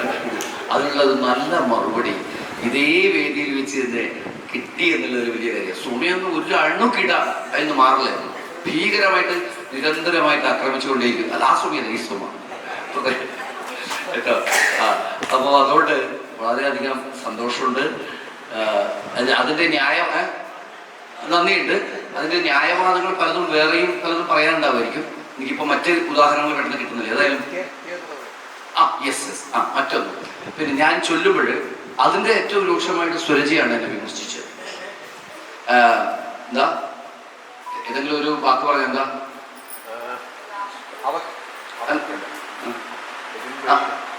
അവക്കല്ല, മനക്കൽ, മനയ്ക്കൽ. യകാരം നമ്മൾ അധികം ഉപയോഗിക്കുന്നില്ല കണ്ണൂർക്കാര്. കണ്ണൂരാണല്ലേ എന്നാണ് അന്ന് പറഞ്ഞാണ് സുരജി എന്നെ പരിചയപ്പെട്ടു. അല്ല അത് കൊളോക്കെ, അത് ഗ്രാമ്യ ഭാഷയിലാണ്. എനിക്ക് മലപ്പുറത്ത് എനിക്ക് എന്ന് പറയാം. എനിക്ക് അനക്ക് എന്ന് മലപ്പുറത്ത് പറയാൻ നിനക്കല്ല അർത്ഥം അല്ലേ? മറക്കുക, മറയ്ക്കുക അല്ല. അത്തരം സന്ദർഭങ്ങളിൽ യകാരത്തിന് പ്രസക്തിയുണ്ട്. അങ്ങനെ അല്ലാതെ അർത്ഥഭേദം ഉണ്ടാകാത്ത സന്ദർഭത്തിൽ ഈ യകാരത്തിന് എന്താണ് പ്രസക്തി എന്ന് എനിക്ക് ഇന്നും പിടികിട്ടിയിട്ടില്ല. ഇപ്പൊ പേര് മറന്നു, സരസ്വതി പറഞ്ഞത് കറക്റ്റാണ്. മറക്കുക, മറയ്ക്കുക രണ്ടും രണ്ടാണല്ലോ. അത്തരം സന്ദർഭങ്ങളിൽ ആ യകാരത്തിന് അവിടെ ആ ശബ്ദത്തിന് അവിടെ പ്രസക്തിയുണ്ട്, വളരെ പ്രസക്തിയുണ്ട്. പക്ഷെ അങ്ങനെ അല്ലാത്ത സന്ദർഭം, അർത്ഥഭേദം വരാത്ത സന്ദർഭങ്ങളിൽ എന്തിനാണ് ഈ യകാരം അനാവശ്യമായി വള്ളുവനാട്ടുകാർ ഉപയോഗിക്കുന്നത് എന്ന് തന്നെ എനിക്ക് ചോദിക്കാൻ പലപ്പോഴും തോന്നാറുണ്ട് എന്നുള്ളതാണ്. അതൊരു പ്രശ്നം. വേറെ ഏതോ ഒരു കാര്യം കൂടി പറഞ്ഞല്ലോ, യകാരത്തിന്റെ കാര്യം തന്നെ അല്ലേ. ഇങ്ങനെയുള്ള കുറെ അതുപോലെ വേറൊരു സംശയമാണ് കേട്ടോ. ഇത് ഞാൻ വാദിക്കില്ല, അത് ഉള്ളത് എന്താ എന്നുള്ളത് എന്താ തന്നെ. നന്ദി, ഭംഗി എന്ന് തന്നെ പറയണം. ഇങ്ങനെ പറയുന്നവര് എന്തുകൊണ്ടാണ് ശ്ലോകം ചൊല്ലുമ്പോഴും കവിത ചൊല്ലുമ്പോഴൊക്കെ വർഷം എന്നതിന് വരീഷം എന്ന് പറയുന്നത് എനിക്ക് വേണ്ടിയിട്ടില്ല. അതിന് എന്റെ വേറെ എന്തെങ്കിലും സാങ്കത്യങ്ങൾ ഉണ്ടാവാം. പക്ഷെ ഞാൻ പലപ്പോഴും ശ്രദ്ധിച്ചു വരീഷം.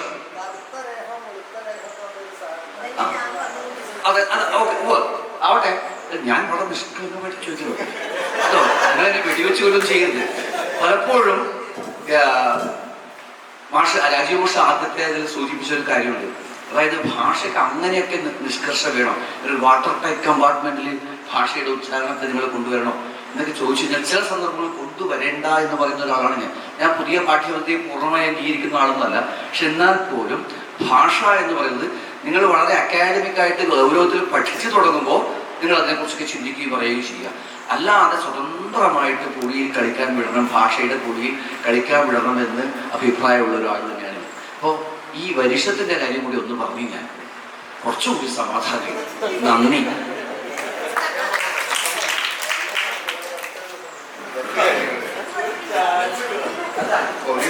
ദേഹത്തിന്റെ രണ്ട് ഉപയോഗമായിട്ട് ബന്ധപ്പെട്ട് ശാഹ അക്ഷരങ്ങൾക്ക് മുമ്പ് രാ വരുമ്പോൾ അത് വെളുത്ത ഉച്ചാരണമാണ്. ഖരാക്ഷരങ്ങളുടെ കൂടെ വരുമ്പോൾ അത് കറുപ്പായിട്ടും മൃദു അക്ഷരങ്ങളുടെ കൂടെ ആകുമ്പോൾ വെളുപ്പായിട്ടും നിൽക്കുക. ഇതൊരു ബോധ്യമാണ്. അത് റാക്കൂട്ടത്തിലായാലും ഋ എന്ന സ്വരം പ്രയോഗിക്കുന്നിടത്തും എന്നുള്ള ചില്ല് ഉപയോഗിക്കുന്നിടത്തും ഇത് വരുന്നു. അതായത് ക എന്ന അക്ഷരത്തിന് മുമ്പ് ചില്ല് വരുമ്പോൾ കറുപ്പ് തന്നെ മതി. ഗായുടെ മുമ്പിൽ വരുമ്പോൾ അതറിയാതെ വെളുക്കണം. ഗൃ കൃ. കായുടെ കൂടെ കൃഷ്ണനാണ്, ഗായുടെ കൂടെ ഗൃ ആണ്. അത് വെളുപ്പാണ്. ഈ ഉച്ചാരണത്തെ സംബന്ധിക്കുന്ന വ്യവസ്ഥ എന്താ? ഒന്നുകിൽ ശാബ്ദത്തിൽ അതിനെ സംബന്ധിക്കുന്ന സൂചനകൾ വേണം. ഉച്ചാരണ ശാസ്ത്രത്തെ സംബന്ധിക്കുന്ന പാണിനീയത്തിൽ ഈ ഉച്ചാരണത്തെക്കുറിച്ച് ഈ നിഷ്കർഷ, ഈ വെളുപ്പും കറുപ്പും ഉപയോഗിക്കുന്നതുമായിട്ട് ബന്ധപ്പെട്ട് നമ്മുടെ ഈ ബോധ്യം എത്ര കൃത്യമായി പരിഗണിക്കുന്നുണ്ട് എന്ന് അന്വേഷിച്ചപ്പോൾ KP ബാബുദാസ്, അദ്ദേഹം മരിച്ചു, അല്ലെങ്കിൽ ഇപ്പൊ ചോദ്യം ചോദിക്കാമായിരുന്നു. ബാബുദാസ് പറഞ്ഞു, പല വാക്കുകളിലും ഈ വെളുത്ത ഉച്ചാരണ വൈകല്യമായിട്ടാണ് മാണിനി പറയുന്നത് എന്ന്. ഉച്ചാരണ വൈകല്യമായാണ് പാണിനി രേഖപ്പെടുത്തിയിട്ടുള്ളത് എന്ന് വായിച്ചു പഠിക്കാനുള്ള സംസ്കൃത വിൽപ്പത്തി ഇല്ലാത്തതുകൊണ്ട് ഞാനത് എൻ്റെ വാക്കായിട്ട് പറയുന്നില്ല. KP ബാബുദാസ് മാഷാണ് എന്നോടത് പറഞ്ഞത്. ബാബുദാസ് മാഷ് ജീവിച്ചിരിക്കുന്നില്ല. ഇത് തന്നെ ഇപ്പൊ ചിലയിടത്തൊക്കെ ഇപ്പൊ ദർശനമൊക്കെ നമുക്കറിയാം. ദരിശൻ എന്നാണ് അതിന്റെ ഹിന്ദി വാക്ക്. വെളുപ്പ് തന്നെയാണ് ഉച്ചാരണത്തിൽ പ്രകടമായി കാണുന്നത്. വെളുത്ത രാ ആണ് വരുന്നത്. വെളുത്തതെന്നുള്ള മനസ്സിലാവൂല. രായുടെ ഉച്ചാരണത്തിനാണ് വെളുപ്പ് എന്ന് നമ്മൾ പറയുന്നത്. ദരിശനം, കരിശനം, അവിടെ അത് വേണ്ടി വരും. MK കൃഷ്ണൻ പണ്ട്, പഴയ മന്ത്രി MK കൃഷ്ണൻ വേദിയിൽ പ്രസംഗിക്കും, കർഷകരും കർഷക തൊഴിലാളികളും തമ്മിൽ ചില അസ്വാരസ്യങ്ങൾ ഉണ്ടെങ്കിൽ തന്നെയും കർഷകരുടെ ഭാഗത്ത് നിന്ന് ചിന്തിക്കുമ്പോൾ ഹരിജനാണ് കേട്ടോ MK കൃഷ്ണൻ. ഹരിജനായിരുന്ന പഴയ മന്ത്രി കൃഷ്ണന്റെ പ്രസംഗത്തിൽ കർഷകൻ എന്ന വാക്ക് ഞാൻ ആദ്യമായിട്ട് കേൾക്കുന്നത് അങ്ങനെയാണ്. അവിടെയൊക്കെ വെളുത്ത ഉച്ചാരണം മലയാളി ശീലിച്ചതാണ്. പഠിപ്പിക്കുന്നില്ല. ഇത് വൈദികത നമുക്ക് തന്ന ഒരു സംഭാവനയാണ്. വൈദിക ഉച്ചാരണത്തിന്റെ തുടർച്ച കൊണ്ട് നടക്കുന്നതാണ്. അതിൽ എത്രമാത്രം നമ്മൾ അനുവർത്തിക്കണം എന്ന കാര്യത്തിൽ തർക്കത്തിനില്ല. പക്ഷെ വർഷം എന്ന് പറഞ്ഞു കേൾക്കാനാണ് എനിക്കിപ്പോൾ വ്യക്തിപരമായി ഇഷ്ടം. അതിൻ്റെയാണ് ഇപ്പൊ മഹർഷി എന്നൊന്നും പറഞ്ഞു വെച്ചാൽ ഒരു ബുദ്ധിമുട്ടില്ല. മഹർഷി എന്നുള്ള വാക്ക് കേൾക്കുമ്പോൾ അസ്വാരസ്യം ഉണ്ടാവുന്നില്ല. അത് കറുപ്പ് വരാമോ നിയമപ്രകാരം വെളുപ്പാ വരണ്ടത്, മഹർഷിയാണ് ആവേണ്ടത്. ഇതിൽ വന്നില്ല എന്ന ബുദ്ധിമുട്ടില്ല. വർഷം എന്നൊക്കെ പറഞ്ഞാൽ അത് എവിടെയൊന്ന് കടിക്കണ പോലെ ശീലത്തിന്റെ മാത്രം ഭാഗമാണ്. അതിൽ നിഷ്കർഷിക്കുന്നതിൽ യാതൊരു യുക്തിയോ നിയമമോ ഇല്ല. യാതൊരു തർക്കമില്ല. എനിക്ക് ഒരു കാര്യം ഞാൻ പറയണമെന്ന് വിചാരിച്ചു. അത് മാഷ് ഉന്നയിച്ച ഒരു വിഷയം വേറൊരു വാക്കായിട്ട് ബന്ധപ്പെട്ട് എനിക്ക് മോഹം തോന്നിയത് പറയണം. അത് തന്നെ വികാരം അച്ചടിക്കുമ്പോ നമ്മുടെ ഭാഷാ ഇൻസ്റ്റിറ്റ്യൂട്ട് ലിപി പരിഷ്കരിച്ചു. ഭാഷന്മാർ ധാരാളം ഇരിക്കുന്നുണ്ടല്ലോ അവിടെ. അപ്പോൾ വള്ളിയിട്ട വികാരം കഴിഞ്ഞാൽ പിന്നെ യാ ചേർക്കണ്ട എന്ന് NV കൃഷ്ണവാര്യര് ഭാഷാ ഇൻസ്റ്റിറ്റ്യൂട്ടിന്റെ മേധാവിയായിരുന്ന കാലത്ത് പാഠപുസ്തകം നിർമ്മിച്ചപ്പോ ഈ വ്യവസ്ഥ ഇപ്പോ അങ്ങനെയാണ് പ്രബലമായിട്ട് നിൽക്കുന്ന വ്യവസ്ഥയാണ്. വികാരം കഴിഞ്ഞാൽ യാ ചേർത്തല്ല എഴുതുക. ഇരിക്കുക എന്ന് എഴുതിയാൽ ഇരിക്കുക എന്ന് വായിക്കുക എന്നാണ് നമ്മൾ സങ്കല്പിക്കുന്നത്. അന്ന് മഹാകവി G. ശങ്കരകുറുപ്പാണ് തർക്കം ഉന്നയിച്ചത്. കളിക്കാര്, കളിക്കാര്, കളിന്ന് വള്ളിയിട്ടിട്ട് പിന്നെ കാരെന്ന് എഴുതിയാൽ കളിക്കാര്, കളിക്കാര് രണ്ടും രണ്ടായിട്ട് ഉച്ചരിക്കണ്ടേ? അപ്പൊ ഇകാരം കഴിഞ്ഞാലും യാ എഴുതണമെങ്കിൽ യാ എഴുതണം എന്ന് മഹാകവി G. ശങ്കരകുറുപ്പ് വാദിക്കുകയൊക്കെ ഉണ്ടായി. പക്ഷെ NV കൃഷ്ണവാര്യരുടെ ആ നിർദ്ദേശമാണ് ഭാഷാ ഇൻസ്റ്റിറ്റ്യൂട്ടും പിന്നീട് കേരള ഭാഷാവലി മലയാളം പഠിപ്പിക്കുന്ന അധ്യാപകരും പിൻപറ്റിയത്. ഇനി ഞാൻ ഉന്നയിക്കാൻ ഉദ്ദേശിക്കുന്ന ചോദ്യം അതല്ല. ഇപ്പൊ കളിക്കാര് എന്നുള്ളതിൽ യാന്ന് എഴുതി എന്ന് വിചാരിക്കുക. ഉച്ചരിക്കുന്നത് യഥാർത്ഥത്തിൽ എങ്ങനെയാണ്? യാ കഴിഞ്ഞ് കായാണോ, കാ കഴിഞ്ഞ് യായാണോ? ഒന്നാണ് ആ വാക്കൊന്ന് പറഞ്ഞു നോക്കൂ. കളിക്കാര്, കളിക്കാ, കാ കഴിഞ്ഞിട്ടാ യാ വരണേ. എന്നാ പിന്നെ അങ്ങനെ അല്ലേ എഴുതണ്ടേ? അതുണ്ട്. ആ രണ്ട് വാക്കിലേക്ക് ഞാൻ വരാം. വഹ്നിയെ സംബന്ധിച്ച് വഹ്നി എന്ന് നമ്മൾ പറയുന്നു. ഋഗ്വേദികളുണ്ട് അവിടെ. ഋഗ്വേദത്തിൽ ഹാനാണെന്ന് ഉച്ചാരണമുണ്ട് അല്ലേ? മഹ എന്ന് നമ്മൾ ഉച്ചരിക്കാൻ ധരിക്കുന്നു. ബ്രഹ്മാവ്, അതായത് മാ കഴിഞ്ഞ് അതിനെ ആസ്പിരേറ്റ് ചെയ്യാം. മഹ എന്ന് നമ്മൾ ഉച്ചരിക്കുന്നു. എഴുതുന്നത് ഹാമാണ്. അപ്പൊ ശരിക്കും ഉച്ചാരണം നിഷ്കർഷമായിട്ട് പറയാച്ച ഹാമാന്ന് തന്നെ ഉച്ചരിക്കേണ്ടി വരും. വേദോച്ചാരണത്തിൽ ഹാമാന്നുണ്ട്. ഞാനത് ശ്രദ്ധിച്ചിട്ടുണ്ട്. ഋഗ്വേദികള് ഹാമ എന്ന് ഉച്ചരിക്കുന്നത് കേട്ടിട്ടുണ്ട്. അപ്പൊ നമ്മൾ ഈ മഹ എന്ന ഉച്ചാരണമാണ് ശരി എന്ന് ശഠിക്കുന്നതിൽ യുക്തിയൊന്നുമില്ല. ചിഹ്നം ഹാനാന്ന് എഴുതിയിട്ട് നാഹ എന്നാണല്ലോ ഉച്ചരിക്കുന്നത്.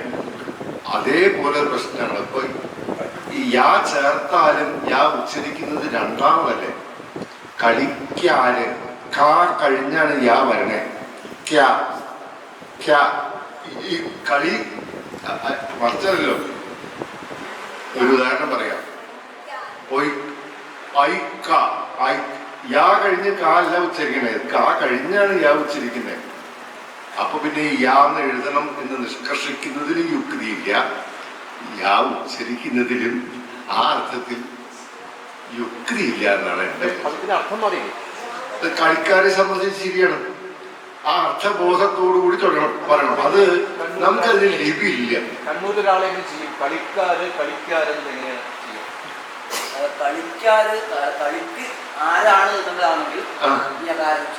യകാരം എവിടെ ചെയ്യുക? കാക്ക് ശേഷം എഴുതാൻ പറ്റുമോ? അതിന് അങ്ങനെ ലിപിയില്ല നമുക്ക്. അപ്പൊ കായ്ക്ക് മുമ്പ് എഴുതണം. അപ്പൊ കളിക്കാര് അതല്ല, അത് ഉച്ചാരണത്തിൽ ഒരു ചെറിയ പ്രശ്നമാണ്. എന്താണ് അങ്ങനെയാണ് എഴുതുന്നത് അങ്ങനെയാണ് ഉച്ചരിക്കുന്നത് കാ കഴിഞ്ഞാണ് യാ ഉച്ചരിക്കുന്നത് യഥാർത്ഥത്തിൽ. കളിക്കാര് എവിടെ യാ വന്നെ? ഇപ്പൊ ഡിഫ്തോൺ, അത് ഡിഫ്തോൺ എന്നല്ല ശരിക്കും. ഒരു രണ്ട് അക്ഷരം ചേർന്ന ഒരു വാക്ക് വരുമ്പോ ആദ്യത്തെ അക്ഷരത്തിന് ചില്ലിന്റെ ധർമ്മമാണ് നിർവഹിക്കാറുള്ളത്. രണ്ടാമത്തെ അക്ഷരമാണ് നമ്മൾ ഇരട്ടിക്കുകയാണെങ്കിൽ ഇരട്ടിക്കാനാവുന്നത് രണ്ടാമത്തെ അക്ഷരത്തിലാണല്ലോ. ആ രണ്ടാമത്തെ അക്ഷരമായിട്ട് കളിക്കാരില് ഏതാ വരുന്നത് യായാണ് യഥാർത്ഥത്തിൽ. ഉച്ചാരണം നോക്കൂ. എങ്ങനെയാ നമ്മൾ ആ വാക്ക് പറയുന്നത്? കളിക്കാരെന്നല്ല, കാ കഴിഞ്ഞിട്ടാ യാ വരണേ. അങ്ങനെയാണെങ്കിൽ എഴുതേണ്ടത് അങ്ങനെയായിരുന്നെങ്കിൽ കാ കഴിഞ്ഞ് യാ എഴുതണമായിരുന്നു. അങ്ങനെ അല്ലല്ലോ. പിന്നെ ഇത് ഉച്ചാരണത്തിൽ അത് വരണം എന്ന് നിഷ്കർഷിക്കുന്നതിന് യുക്തിയാണ് ചോദ്യം. അത് മാഷയുടെ കൂടെ ഞാൻ നിൽക്കുകയാണ്. അത് അതാത് പ്രദേശത്തെ ഭാഷ ഉച്ചാരണം പോലെ പുലർത്തപ്പെടേണ്ടതാണെന്നാണ് ഞാൻ വാദിക്കുക. എല്ലാ കാര്യത്തിലും മാസ്ക് ഈ പറഞ്ഞ പോലെ നന്ദി എന്നുള്ള കാര്യത്തിലും അതുപോലെ റകാരത്തിന്റെ ഉച്ചാരണത്തിലൊക്കെ ഈ മാഷ കൂടിയാണ്. പക്ഷെ ഈ അകാരത്തിന്റെ ഉച്ചാരണത്തിൽ ചെറിയൊരു പ്രശ്നം എനിക്ക് തോന്നിയിട്ടില്ല. എന്താ വെച്ചാല് അത് ഈ പറഞ്ഞ പോലെ നമുക്ക് അങ്ങനെ ചില്ലില്ല എന്നുള്ളത് ശരിയാണ്. അത് ഞാനെപ്പോഴും പറയാറുണ്ട്. കഴിഞ്ഞിട്ട് യാ ഇടുന്ന ഒരു ചില്ല് നമുക്ക് ഇല്ല, അങ്ങനെ ഉച്ചരിക്കണം. പക്ഷെ പലപ്പോഴും അക്ഷരവ്യത്യാസം അല്ലെ ഈ അർത്ഥവ്യത്യാസം ഉണ്ടാക്കുന്നത് എങ്ങനെയാ വെച്ചാല് ഈ കവിതയിലൊക്കെ വരുന്ന സമയത്ത് നേരത്തെ പറഞ്ഞ കളിക്കുന്നു അതിപ്പോ വളർത്തോണ്ടൊരു കവിതയിൽ കളിക്കുന്നു എന്ന് പറയുന്നത് കളിക്കുന്നു കേളി ശൈലം എന്നുള്ള അർത്ഥത്തില്. അപ്പൊ കളിക്കുന്നു കേളി ശൈലം എന്നാണ് അർത്ഥം. പക്ഷെ കളിക്കുന്നു എന്ന് വേണമെങ്കിൽ വായിക്കാലോ. ഈ ഏറെ നിയമം അനുസരിച്ച് നോക്കുകയാണെങ്കിൽ കളിക്കുന്നത് വായിക്കാലോ. അപ്പൊ ശരിക്കും വള്ളത്തോളാണ് ആദ്യം ഏറിനെ, അത് വള്ളത്തോളം ആദ്യം വള്ളത്തോളം അതിൽ ഏറിനെ വിമർശിക്കുന്നുണ്ട്. എങ്ങനെയാണ് എഴുതുക എന്ന് ചോദിച്ചു. അപ്പൊ അതുപോലെ തന്നെ ഇപ്പം ബാലനാരായണന്റെ അന്തിക്കരിമില്ല എന്നൊരു വാക്കുണ്ട്. അന്തിക്കരിമില്ല. അപ്പൊ അവിടെ യകാരം ഇട്ടിട്ടില്ലെങ്കിൽ അന്തിക്കരിമില്ലേ പോയി. അതുപോലെ ഇപ്പൊ ഞാൻ ശരിക്കും കേട്ട ഒരു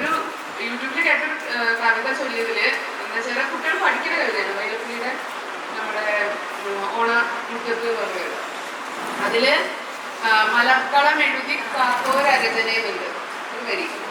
അതിന് അവര് പാടുന്നത് മലക്കളം എഴുതിക്കാത്തവരചനയെന്നാണ്. ശരിക്കും അർത്ഥം മുഴുവനും മാറിപ്പോയി. അത് ഒരാളല്ല, അതിന് ആയിരക്കണക്കിന് വ്യൂ ആണ് യൂട്യൂബിലുള്ളത്. സ്കൂളിൽ പഠിക്കുന്ന കവിതയാണ്. അപ്പൊ ഇതിന് ശരിക്കും പറഞ്ഞാൽ മാഷ് പറഞ്ഞതാണ് ശരി.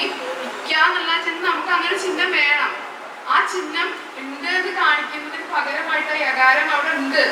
അത് അപ്പുറത്തും പുറത്തുനിന്നുള്ളതിന് പകരം അത് അവിടെ ഉണ്ട് എന്നുള്ള സൂചനയ്ക്ക് എഴുതല്ലേ നല്ലത് എന്നാണ്. അത് വ്യക്തിപരമായിട്ട് എന്റെ സംശയമാണ്. അങ്ങനെ എഴുതല്ലേ നല്ലത് എന്നൊരു സംശയം കൂടി, അത് മാത്രമാണ് എനിക്ക് അതില് പറയാനുള്ളത്. ചർച്ച ചെയ്യേണ്ടെന്നല്ല, ഉച്ചാരണത്തെ കുറിച്ച് ചർച്ച ചെയ്യണം. രാജാന്തരം നിർബന്ധം പിടിക്കേണ്ട എന്നാണ് തോന്നുന്നത്. ഉച്ചാരണത്തെ കുറിച്ച് ബലം പിടിക്കുന്നത് കളരിക്കാരാണ്. കളരിയിൽ അഭ്യാസമാണ് പഠിപ്പിക്കുന്നത്, അല്ലാണ്ട് കവിതയല്ല പഠിപ്പിക്കുന്നില്ല. എങ്ങനെ യുദ്ധം ചെയ്യിക്കണം എന്നുള്ള അഭ്യാസമാണ് ഞങ്ങൾ പഠിപ്പിക്കുന്നത്. ഞാൻ എൻ്റെ കളരിക്ക് പേരിട്ടേക്കുന്നത് കവിത കമ്പനിയാണ്. ഞങ്ങൾ ശ്ലോകം മാത്രമല്ല, ഞാൻ 30-ാം തീയതി ജനുവരി 30-ാം തീയതി ഞാൻ കുട്ടികൾക്ക് കൊടുത്തത് ഗാന്ധി തൊടൽമാലയായിരുന്നു, അൻവറലിയാണ്. അപ്പോൾ അത് കുട്ടികൾ ചൊല്ലി ഈ മറ്റേ ഫേസ്ബുക്കിലൊക്കെ ഇട്ട് കഴിഞ്ഞപ്പോഴത്തേക്ക് എന്നോട് ഈ പ്രേമേന്ദ്രൻ മാഷ്, നമ്മുടെ അധ്യാപക നേതാവാണ് കണ്ണൂരുകാരൻ, ഈ പ്രേമേന്ദ്രൻ മാഷ് എന്നോട് പറഞ്ഞു ആ ശ്ലോകത്തിൻ്റെ ഒരു ഗുണം കാണുന്നുണ്ടെന്ന് തോന്നി. കേരളത്തിലെ കവിത ചൊല്ലലുകാരെ എടുത്തിട്ടുണ്ടെങ്കിൽ പ്രധാനപ്പെട്ട ആൾക്കാരെല്ലാം ശ്ലോകം ബേസ് ആയിട്ടുള്ള ആൾക്കാരാണ്, സംശയമില്ല. ശ്രീകാന്ത് ആണെങ്കിലും ലക്ഷ്മിദാസ് ആണെങ്കിലും ആര്യാമ്പിക ആണെങ്കിലും. അപ്പൊ അത് വേണ്ടതാണ്, ശ്ലോകത്തിന്റെ ഒരു ബേസ് വേണ്ടതാണെന്നുള്ള സംശയമില്ല. പിന്നെ അതിനകത്ത് കവിത ഉണ്ടോ എന്നുള്ളതാണ്. അക്ഷരശ്ലോകത്തിന് കവിത ഉണ്ടോ എന്ന് ചോദിച്ചിട്ടുണ്ടെങ്കിൽ അക്ഷരശ്ലോകത്തിന് കവിത ഇല്ലാതെ വരുന്നത് ഇപ്പൊ കെ കെ രാജാവിന്റെ ശേഷം കവിത ഇല്ലാതെ വരുന്നത് ഈ കളരികളുടെ ആധിക്യം മൂലം, മത്സരങ്ങളുടെ ആധിക്യം മൂലം ആവശ്യമുള്ളത് പഠിച്ചാൽ മതി. 10 റൗണ്ട് ചൊല്ലണമെങ്കിൽ അതിലൊരു നൃത്യധൂർജടിയും ഒരു എന്താണ് നമ്മുടെ ഗോവിന്ദാഷ്ടകം, പിന്നെ അങ്ങനെ കുറച്ച് 4 റൗണ്ടെങ്കിലും അതുപോലത്തെ ഒരു 4 ചൊല്ലി കഴിഞ്ഞിട്ട് ബാക്കി 6 സാഹിത്യത്തിന് കിട്ടുന്നത്. ആ സാഹിത്യത്തിന് കിട്ടുന്നതും സർവജ്ഞ ദിക്ഷുക്ഷുഭ്യത്തരക്ഷു എന്നൊക്കെല്ലാം. അപ്പൊ അതാണ് മാർക്ക് കിട്ടുള്ളൂ. കുട്ടികളത് പഠിക്കുള്ളൂ. നമ്മൾ വേറെ ഇപ്പൊ സാഹിത്യമുള്ളത് കൊടുത്താലും കുട്ടികളത് പഠിക്കുള്ളൂ. കാരണം അവർക്ക് മത്സരത്തിന് പോയ മാർക്ക് കിട്ടും. അതാണ് അടുത്ത് വളർന്നു വരുന്ന തലമുറ. അപ്പൊ അത് തിരുത്തേണ്ടത് നമ്മൾ അക്ഷരശ്ലോകക്കാർ തന്നെയാണ്. അതുകൊണ്ട് അക്ഷരശ്ലോകത്തിന് കവിത ഇല്ല എന്ന് പറഞ്ഞിട്ട് മാറ്റി നിർത്തിയിട്ട് കാര്യമില്ല എന്നാണ് എനിക്ക് തോന്നുന്നത്. നല്ല ജന്മം ഇവന് വന്നതും സ്വരവർണ്ണങ്ങൾ അകത്തുണർന്നതും വരതേ കളിയല്ല, നിന്റെ പുരികത്തിൻ കളി ഒന്നു തന്നെയാണെന്നൊക്കെ കവിത എഴുതുന്ന ആൾക്കാരിട്ടുണ്ട്. ഈ രാവിന്നിരുളിൽ പതുക്കെ അകലുന്നേതോ വിഷാദം കണക്കാരാൽ പെയ്തൊഴിയുന്ന ചാറ്റമഴയിൽ തീരെ ക്ഷണിക്കാത്തൊരാൾ നാരായണൻ പടിവാതിലിൽ പരിചയം ഭാവിച്ചു, പരിചയം ഭാവിച്ചു. അരിയല്ലൂർ ഉണ്ണീഷ് കഴിഞ്ഞാണ്. പക്ഷെ ഉണ്ണീഷ് സാറിന്റെ ഈ ശ്ലോകമൊന്നും ആരും ചൊല്ലണ്ട, ഒരു കുട്ടികളും പഠിക്കില്ല. അതിന് വരെ ശ്രീകണ്ഠാനന്ദമത്തെ അതാണ് കുട്ടികൾ ചൊല്ലുള്ളൂ. അപ്പോൾ അത് നമ്മൾ ശ്ലോകക്കാരെ ശ്രദ്ധിക്കണം. ശ്ലോകത്തിന് കവിത ഉണ്ടാവണമെന്ന് നിർബന്ധമുണ്ടെങ്കിൽ ഇത് ശ്രദ്ധിക്കണം, ഇല്ലെങ്കിൽ കവിത പഠിപ്പിക്കണം. ഞാനിപ്പോ കളരിയിൽ ചെയ്യണം, എൻ്റെ കളരിയിൽ ചെയ്യണതാണ്. ഞാൻ പറഞ്ഞല്ലോ, ജനുവരി 30-ാം തീയതി അൻവറലിയാണ് പരിചയപ്പെടുത്തിയത്. ഗാന്ധി തൊടൽമാല, ഷീജാവക്കത്തിന്റെ കാപ്പിരി കുട്ടികളെ ഞാൻ ചൊല്ലിക്കും. അത് കുട്ടികൾക്ക് ഇങ്ങനെ സാധനങ്ങളുണ്ട്. അല്ല ശ്ലോകം മാത്രമല്ല, ഈ സമിതികൾ നടത്തുന്ന മത്സരങ്ങൾ മാത്രമല്ല ഉള്ളത് എന്ന് മനസ്സിലാക്കണം. അല്ലാതെ നമ്മൾ വല്ലാണ്ട് ഈ ഉച്ചാരണത്തെ കുറിച്ചൊന്നും, നന്ദി എന്നുള്ള വാക്കിനെ കുറിച്ച് നേരത്തെ മനോജ് ഗുരു ഒരു 7-8 കൊല്ലം മുമ്പ് ഇതിനെക്കുറിച്ച് തമിഴിൽ നിന്ന് വന്നതാണ്. ഈ നന്ദി എന്നുള്ള വാക്ക് നന്ദി എന്ന് പറഞ്ഞിട്ട് അതിനകത്ത് വന്നതാണെന്ന് പറഞ്ഞായിരുന്നു. അപ്പൊ അന്ന് ബാബു വായിച്ചേക്ക് അത് ഇത്ര കുഴപ്പമുണ്ടാവില്ലായിരുന്നു. അപ്പോ ചർച്ച ഇതിലേക്ക് വരണം, ഈ ഉച്ചാരണത്തിലേക്ക് വരാതെ അക്ഷരശ്ലോകത്തിന് കവിത ഉണ്ടോ, കവിത എങ്ങനെ അക്ഷരശ്ലോകത്തിലേക്ക് കൊണ്ടുവരാം എന്ന് ചർച്ച ചെയ്യണമെന്നാണ് എനിക്ക് തോന്നുന്നത്. ശരിയാണ്, പ്രധാനപ്പെട്ട പോയിന്റായിട്ടാണ് നമ്മൾ ചർച്ച അറിയാതെ ഉച്ചാരണത്തിലേക്ക് അതും ആവശ്യമാണ്. പക്ഷെ കവിതയിലേക്ക് നമുക്ക് വരാമെന്ന് തോന്നുന്നു.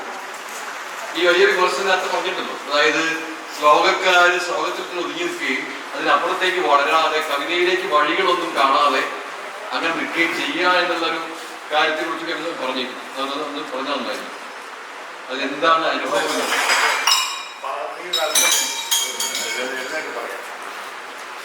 അടുത്ത കാലത്ത് വളരെ എനിക്ക് ഇഷ്ടപ്പെട്ട കവിതകളിൽ ഒന്നാണ് ഹരിനാരായണൻ എഴുതിയ. വി കെ ഹരിനാരായണൻ എഴുതുന്ന എല്ലാ കവിതയും ഇഷ്ടപ്പെടാറൊന്നുമില്ല. പക്ഷെ ഈ ഛന്തോബദ്ധമായിട്ട് എഴുതുന്ന കാര്യത്തിലൊരു സിദ്ധി ഹരിനാരായണനുണ്ട്. അയാൾ കുട്ടിക്കാലം പോലെ അക്ഷരവും ചൊല്ലിയൻ്റെ ഗുണമാണെന്ന് ഞാൻ തിരിച്ച് അദ്ദേഹത്തെ കളിയാക്കി പറയാറുണ്ട്. ഇമോജി റാവു, ഞാനൊരു കവിത ചൊല്ലിക്കോട്ടെ. ഇമോജി റാവുവെന്നൊര വിയർത്തൊലിച്ചു വിൽപ്പന ചരക്കുമായി വന്നു ചേർന്നു വീട്ടിലേക്കൊരു ഉച്ചയിൽ.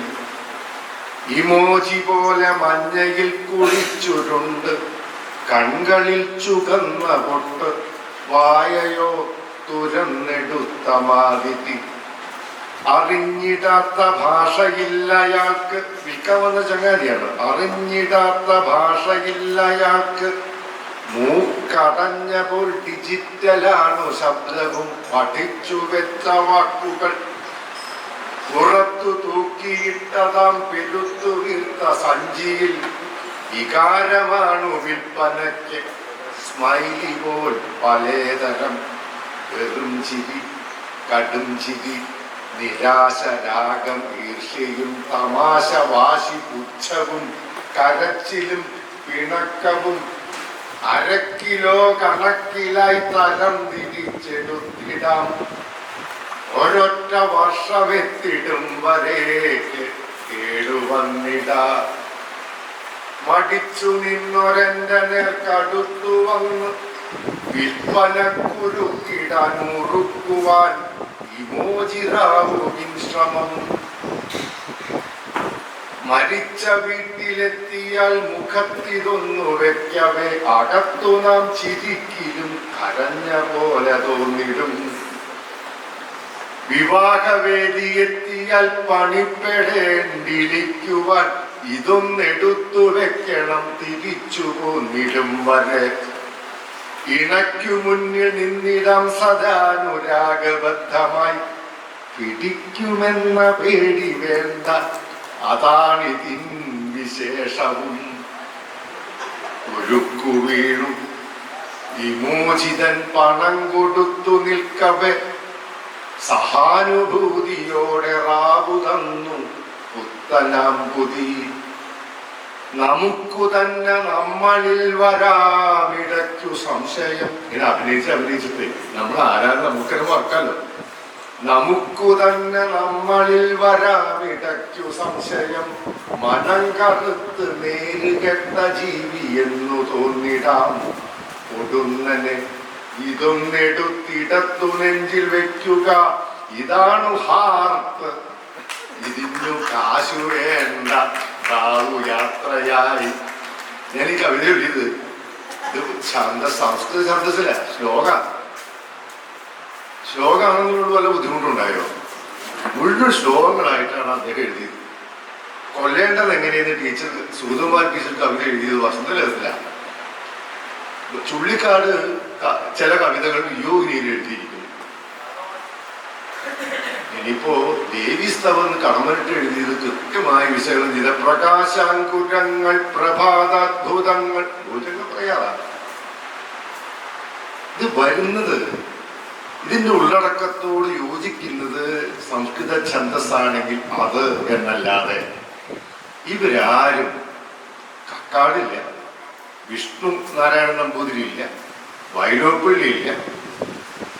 നമുക്കറിയാവുന്ന ആധുനിക കാലഘട്ടത്തിലെ കവികൾ തന്നെ മഹാഭൂരിപക്ഷവും സംസ്കൃത ഛന്ദസ്സിനോട് വല്ലാത്ത പ്രതിപത്തി കാണിച്ചിട്ടില്ല എന്നതാണ് അനുഭവ സാക്ഷ്യം. നമുക്ക് ആവിഷ്കരിക്കാനുള്ള ആശയത്തിന്റെ കൃത്യമായ നൈസർഗികമായി വാർന്നു വീഴുന്ന വരികൾ ചിലപ്പോൾ രാമനൊക്കെ എത്ര എഴുതിയിട്ടുള്ളത്? പതിവായി വെളുത്ത പൂക്കൾ മാത്രം വിരിയും കാലമിതെന്നു ഞാൻ നിനച്ചു, അതു തെറ്റി വിരിഞ്ഞിടുന്നു നീളെ ഇളവേ ഇളമഞ്ഞയായ പൂക്കൾ. രാമൻ കവിത വന്നത് അങ്ങനെയാണ്. അത് മുഴുവൻ രാമൻ ആ സംസ്കൃത ഛന്ദസ്സിൽ തന്നെ എഴുതും. ലീലാകൃഷ്ണൻ എഴുതിയിട്ടില്ല, ലീലാകൃഷ്ണൻ സംസ്കൃത ഛന്ദസ്സിൽ എഴുതുന്നു. സംസ്കൃത ഛന്ദസ്സിനോടോ ശ്ലോകത്തോടോ ആ രീതിയിലുള്ള പ്രതിപത്തി ഇല്ല. ശ്ലോകം ചൊല്ലുന്ന ഏർപ്പാടിനോട് വിരോധം തോന്നിയെങ്കിൽ അത് ശ്ലോകക്കാർ തന്നെയാണ് കാരണം. അവരുടെ കവിതയേക്കാൾ കൂടുതൽ കവിതയ്ക്ക് അപ്പുറമുള്ള വേറെ കുറെ കാര്യങ്ങളാണ് ശ്രദ്ധിക്കുന്നതെങ്കിൽ ഒരു വിയോജിപ്പ് വന്നു എന്ന് വരും. അതാണ് ശ്ലോക സദസ്സിൽ എത്തിക്കഴിഞ്ഞാൽ പേടിയാവുകയാണ്. ഇത് കൗതുകമുള്ളതും നർമ്മമുള്ളതുമായ രസകരമായ രചനകൾ ചൊല്ലിയിരുന്ന ഘട്ടം പിന്നിട്ടിട്ട് എന്നുള്ള ബഹളം ഉണ്ടാക്കുന്ന ശബ്ദഘോഷത്തിന്റെ ഒരു വേദിയായിട്ട് അത് മാറുമ്പോൾ ആധുനിക കവിക്ക് ഇതിന്റെ മുമ്പിൽ എത്ര നേരം പിടിച്ചു നിൽക്കാനാവും? ഈ ശബ്ദഘോഷത്തിൽ അഭിനമിക്കുകയും നിനക്ക് കുന്നിൻ കന്യെ കടുപ്പം തവപതി പതിവായി പ്രഭോ വേണ്ട ശാഠ്യം, ഇതൊക്കെ കവിതയാണെന്ന് നിങ്ങൾക്ക് ഇപ്പോഴും തോന്നുന്നുണ്ടല്ലേ എന്ന് വൈലോപ്പള്ളി മാഷ് വേദിയിൽ ചോദിച്ചിട്ടുണ്ട്. ഇതൊക്കെ കവിതയാണെന്ന് നിങ്ങൾ ഇപ്പോഴും ധരിക്കുന്നെങ്കിൽ നിങ്ങളോട് സഹതാപമല്ല മറ്റൊന്നും എനിക്ക് തോന്നുന്നില്ല എന്ന് വൈലോപ്പള്ളി വേദിയിൽ പറഞ്ഞത് എൻ്റെ ഓർമ്മയിലുണ്ട്. നമുക്കൊരു ബോധം വേണ്ടേ? നമ്മൾ കാലത്തിനൊപ്പം ജീവിക്കാനുള്ള ഇതൊക്കെ കവിതയായിട്ട് കൊണ്ടെടുക്കുക. എന്താ എനിക്ക് ഓർമ്മ കിട്ടുന്നില്ല. കുന്നിൻ കന്യേ കടുപ്പം തവപതി പതിവായി പ്രഭോ വേണ്ട ശാഠ്യം തന്നെ കൂടാമം ഇന്നീ കഥ മുഴുവനും രജ്ഞാതിരിക്കണമെങ്കിൽ എന്നൊക്കെയുള്ള നർമ്മത്തിൽ കവിത കണ്ടെത്താൻ നിങ്ങൾക്ക് ഇപ്പോഴും കഴിയുണ്ടല്ലേ എന്ന് വൈലോപ്പള്ളി ഭാഷ ചോദിച്ചത് ഓർമ്മയുണ്ട്. ആ ചോദ്യത്തിനകത്ത് ഇതൊക്കെ ഉണ്ടെന്നാണ് എനിക്ക് തോന്നുന്നത്. അല്ല, അതിൽ ഈ ശ്ലോക വേദികളുടെ പ്രശ്നത്തിനകത്ത് പറഞ്ഞു. ഞാൻ ആദ്യം പറഞ്ഞപ്പോഴേ പറഞ്ഞു എനിക്ക് ബുദ്ധിമുട്ടായിട്ട് ഇപ്പൊ പായാതായ ഒരാൾ ചൊല്ലിക്കഴിഞ്ഞാൽ എനിക്ക് ഈ നോവാറ്റും കൂടുതൽ ചൊല്ലാൻ പറ്റില്ല, മാർക്ക് കുറയും. അവിടെ പ്രശ്നം നമുക്ക് സാഹിത്യ മൂല്യമുള്ള അല്ലെങ്കിൽ ആർദ്രമായ സാധനങ്ങൾ ചൊല്ലാൻ ജഡ്ജ് സമ്മതിക്കില്ല. ബന്ധപ്പെട്ട് പറയുമ്പോ സാക്ഷാൽ മാഷൊരു വാക്ക് പറഞ്ഞു, ശ്ലോകം എഴുതാൻ പറഞ്ഞാൽ അവര് വാക്കൊക്കെ ഞെടുക്കും എന്നാണ് വാക്ക്. അത് ചാക്യാർ വളരെ വൈകിട്ടാണ് നമ്മള് സുധീർ ഇടപെട്ടതിന് ശേഷം കവിതയ്ക്ക് മടങ്ങി വന്നത്. അതെ അതെ നന്നായി, നല്ല ഇടപെടലായത്. അതെ അതെ. ഇല്ല, എനിക്ക് ഇപ്പൊ അവസാനം ഹരിനാരായണന്റെ കവിതയെ പറ്റിയിട്ട് ഇത് കേട്ടപ്പോൾ എനിക്ക് തോന്നിയൊരു അഭിപ്രായം പറയാം. എനിക്കത് അത്ര മികച്ച കവിതയായിട്ട് തോന്നിയില്ല. കാരണം എന്താ വെച്ചാൽ കവിത അതൊരു ഡിസ്ക്രിപ്റ്റീവാണ്. എൻ്റെ ഭാഷയിൽ പറഞ്ഞാൽ ഒരു ഘടനാപരമായിട്ട് പറഞ്ഞാൽ അതൊരു കാര്യത്തെ വിവരിക്കുന്ന വിവരണാത്മകമായ ഒരു കാര്യം മാത്രമേ അതിലുള്ളൂ. കവിത നമ്മുടെ തൊലിപ്പുറമെ അതിനെ സ്പർശിച്ചു പോവുകയാണ്. നമ്മുടെ ആത്മാവിലേക്ക് ഇറങ്ങുന്ന ഒന്നും അതിലില്ല. ഒരു അനുഭവം ആ കവിത നമുക്ക് തരുന്നില്ല എന്നാണ് എനിക്ക് തോന്നുന്നത്. ഇത് പറയാനുള്ള കാരണം ഈ ശ്ലോകക്കാര് ചമയ്ക്കുന്ന പല കവിതകളിലും നേരത്തെ അരിമാഷ് പറഞ്ഞ പോലെ വാക്കുകളെ ഞെണുക്കുന്നതിൻ്റെ ഭാഗമായി അതിൻ്റെ ഒരു വൈകാരിക അംശം, ആത്മാംശം, നമ്മളെ തൊടേണ്ട ഭാഗം പലപ്പോഴും അതിന് അവർ ചെത്തിക്കളഞ്ഞാണ് ആ കവിത നമ്മുടെ കയ്യിലേക്ക് തരുന്നത്. ഈ ഒരു പ്രശ്നം എനിക്ക് പലപ്പോഴും ശ്ലോകം അഭ്യസിച്ചിട്ടുള്ള പഠിച്ചിട്ടുള്ള ആളുകൾ കവിത എഴുതുമ്പോൾ എനിക്ക് കൃത്യമായി അങ്ങനെ തോന്നാറുണ്ട്. ഈ വൃത്തം പാലിക്കാൻ വേണ്ടിയിട്ടോ അത് നമ്മൾ ആ വാക്കുകളുടെ വക്ക് മടക്കുക എന്ന് പറയും. വൃത്തം പാലിക്കാൻ വേണ്ടി മാത്രമല്ല, അത് ചില നിർബന്ധങ്ങളുണ്ട്. ഖരാക്ഷരം ഒക്കെ പറഞ്ഞ അങ്ങനെ കൃത്യമായ ചില പതിവുകൾ. അപ്പൊ ഒരു ശ്ലോകം ചൊല്ലുമ്പോൾ അതിൻ്റെ ഒരു ഗരിമയ്ക്ക് വേണ്ടി നമ്മൾ ചെയ്യുന്ന ചില ചമത്കാരങ്ങൾ അത് പ്രയോഗിക്കുന്നവരൊക്കെ അറിയുന്നുണ്ടാവും. ആ രീതിയിൽ നമ്മുടെ കവിതയെ മാറ്റിയെടുക്കാൻ വേണ്ടി ഒരു ശ്രമം അവര് അബോധപൂർവമായെങ്കിലും ആ കവിതകളിൽ നടത്തി കണ്ടിട്ടുണ്ട്. ഇതാണ് പലപ്പോഴും അതിൻ്റെ ഒരു കാവ്യാംശത്തെ കുറയ്ക്കുന്നത് എന്ന് എനിക്ക് തോന്നിയിട്ടുണ്ട്. അത് മാത്രം പറഞ്ഞത്. അല്ല, എനിക്ക് TVP പറഞ്ഞതിനോട് എനിക്ക് വിയോജിപ്പുള്ളത് കാരണം എന്താ പറയുമ്പോൾ എനിക്ക് തോന്നുന്നത് അത് ആ കവിതയുടെ രചനാ ശൈലി അങ്ങനെയാണ്. അത് ആവശ്യപ്പെടുന്ന ശൈലി BK എന്താണ് എഴുതിക്കുന്നത്, അത് ആവശ്യപ്പെടുന്ന ശൈലി അതായിട്ടാണ്. കാരണം അതിനകത്തൊരു ബ്ലാക്ക് ഹ്യൂമറാണുള്ളത്, ഒരു കറുത്ത ഹാസ്യമാണുള്ളത്. ആ കറുത്ത ഹാസ്യം എഴുതാൻ നമ്മൾ ഒരു പക്ഷേ ആ കറുത്ത ഹാസ്യം ചിലരെ തൊലിപ്പുറത്തേക്ക് സ്പർശിക്കുള്ളൂ, ചിലരെ വളരെ ആഴത്തിൽ പരിക്കേൽപ്പിക്കുകയും ചെയ്യും. പക്ഷെ കവിതയുടെ ആ രചനാ ശൈലി, ആ ഒരു ആശയത്തിന് അതാണ് ഏറ്റവും കൃത്യമായിട്ടുള്ള ശൈലി എന്നാണ് ഞാൻ വിചാരിക്കുന്നത്. അതുകൊണ്ട് തന്നെ അതൊരു മികച്ച കവിതയായിട്ടാണ് എൻ്റെ ഉള്ളിൽ എനിക്ക് അനുഭവപ്പെടുന്നത്. പ്രത്യേകിച്ച് ഭിന്ന വിചിത്രമാണ് പാർക്കുക. ഹരിനാരായണന്റെ കവിത മഹത്താണോ അല്ലയോ എന്നുള്ളത് തർക്കത്തിന് ഞാനില്ല. സംസ്കൃത ഛന്ദസ് ഉപയോഗിക്കുന്നത് പല കവികൾ ചിലപ്പോൾ ചിരിക്കാൻ വേണ്ടി കൂടിയാണ്.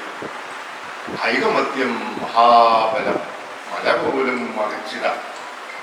അടിയന്തരാവസ്ഥ കാലത്ത് കടന്നിട്ട് ഈ കവിത എഴുതി.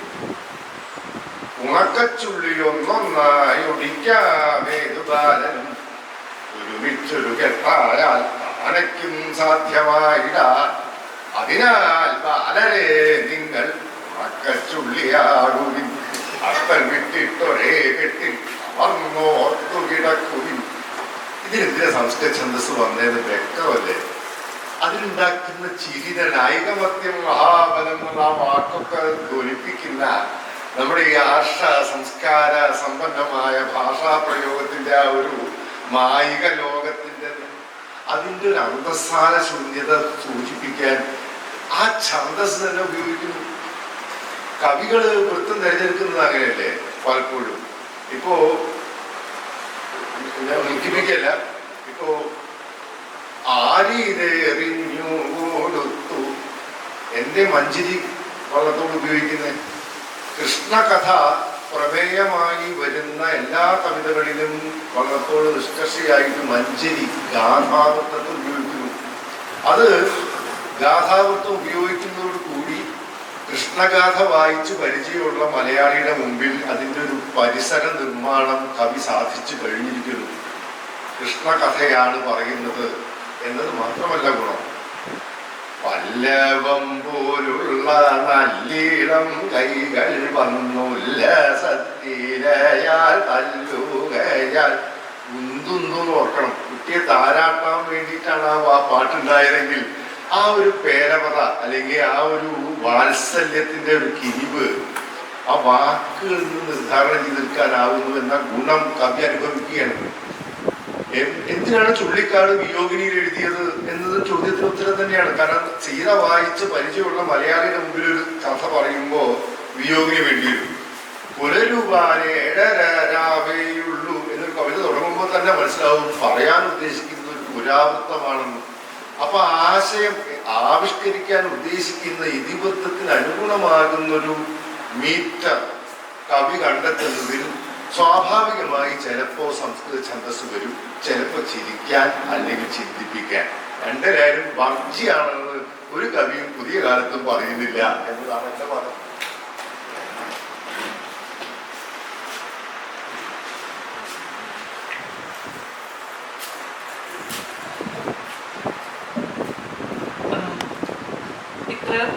വലിയ വലിയ കാര്യങ്ങൾ സംസാരിക്കുന്ന ഈ വേദിയിൽ പറയാൻ ചെറിയ ഒരു അനുഭവം പറയാം. ഞാൻ കുറേശ്ശെ കവിത എഴുതാൻ ശ്രമിക്കുന്ന ഒരാളാണ്. അപ്പോൾ പലരും പറയാറുണ്ട് കാർത്തിക എങ്ങനെയാണ് ഇങ്ങനെ വൃത്തത്തിൽ കവിത എഴുതുന്നത് എന്നോട് കുറെ പേര് ചോദിച്ചത്. സത്യം പറഞ്ഞാൽ എനിക്കൊരു വൃത്തത്തിന്റെ ഘടനയോ അതിന്റെ ലക്ഷണമോ ഒന്നും അറിഞ്ഞിട്ട് എഴുതുന്നതല്ല. അതൊന്നും ഞാൻ എഴുതിയ കവിത ഏത് വൃത്തത്തിലാണെന്ന് ചോദിച്ചാൽ പറയാനും എനിക്കറിയാറില്ല. പക്ഷെ അത് കിട്ടിയത് പല മലയാള കവിതകൾ വായിച്ചിട്ട് കിട്ടിയ ഒരു താളബോധത്തിൽ നിന്ന് വന്ന ഒരു ഘടനയാണ് അത്. ഇപ്പൊ ആശാന്റെ ആയാലും വള്ളത്തോളിന്റെ ആയാലും കവിതയായിട്ട് ചൊല്ലി പഠിച്ചതാണ്. അത് ഞാൻ കോഴിക്കോട് ഒരു വളരെ അക്ഷരശ്ലോകം അത്ര വലിയൊരു ഒരു വേദിയായിട്ടോ പഠന കളരിയായിട്ടോ ഒന്നും കൊണ്ട് നടക്കാത്ത ഒരു സ്ഥലത്തുനിന്ന് വരുന്ന ഒരാളായതുകൊണ്ട് ഇങ്ങനെ ശ്ലോകം ചൊല്ലണം എന്നൊന്നും ആരും പഠിപ്പിച്ചു നിൽക്കാം, അല്ലെങ്കിൽ ഇങ്ങനെ കവിത ചൊല്ലണം എന്നും ആരും പഠിപ്പിച്ചു നിൽക്കാം. കവിത വായിച്ച് മനസ്സിലാവുമ്പോൾ ഉരുത്തിരിഞ്ഞു വരുന്ന ഒരു ഈണത്തിൽ അത് ചൊല്ലാറ് മാത്രമേ പതിവുള്ളൂ. പിന്നീടാണ് ഞാൻ വിവാഹശേഷാണ് തൃശ്ശൂരിലേക്ക് എത്തിയത്. ഇവിടുന്നാണ് ഒരുപാട് അക്ഷരശ്ലോകം കളരിയായി അഭ്യസിക്കുന്ന ആൾക്കാരുടെ ഇടയിലേക്ക് എത്തുകയും വീണപൂവും അല്ലെങ്കിൽ വള്ളത്തോളിന്റെ പല കവിതകളും അതിലെ ഓരോ ശ്ലോകമായി അവർ ചൊല്ലുന്നത്, അതിൻ്റെ അർത്ഥം മുറിക്കുന്നത്, പദം മുറിക്കുന്നതൊക്കെ ഞാൻ ചൊല്ലുന്നതിലുള്ള അപാകതകൾ ചൂണ്ടിക്കാണിക്കുകയും അതിങ്ങനെ മാറ്റിച്ചൊല്ലണം എന്നൊക്കെ പറഞ്ഞു തരികയും ഒരുപാട് പേര് ഇങ്ങനെ ചെയ്തിട്ടുണ്ട്. അപ്പൊ എനിക്ക് തോന്നുന്നു അക്ഷരശ്ലോകവും കവിതയും എന്ന് പറയുമ്പോൾ അവിടെ ഒരു വളരെ അദൃശ്യമായ ഒരു ബന്ധം, അത് രണ്ട് തരത്തിൽ ചൊല്ലുന്നു എങ്കിലും മാഷ് പറഞ്ഞ പോലെ രചനയിലേക്ക് വരുമ്പോൾ അതിന് വളരെ അദൃശ്യമായ ഒരു ബന്ധം അത് രണ്ടും തമ്മിലുണ്ട് എന്ന് എനിക്ക് തോന്നുന്നു. അത് മാത്രം പറഞ്ഞു നിർത്താൻ വേണ്ടിയിട്ടാണ്.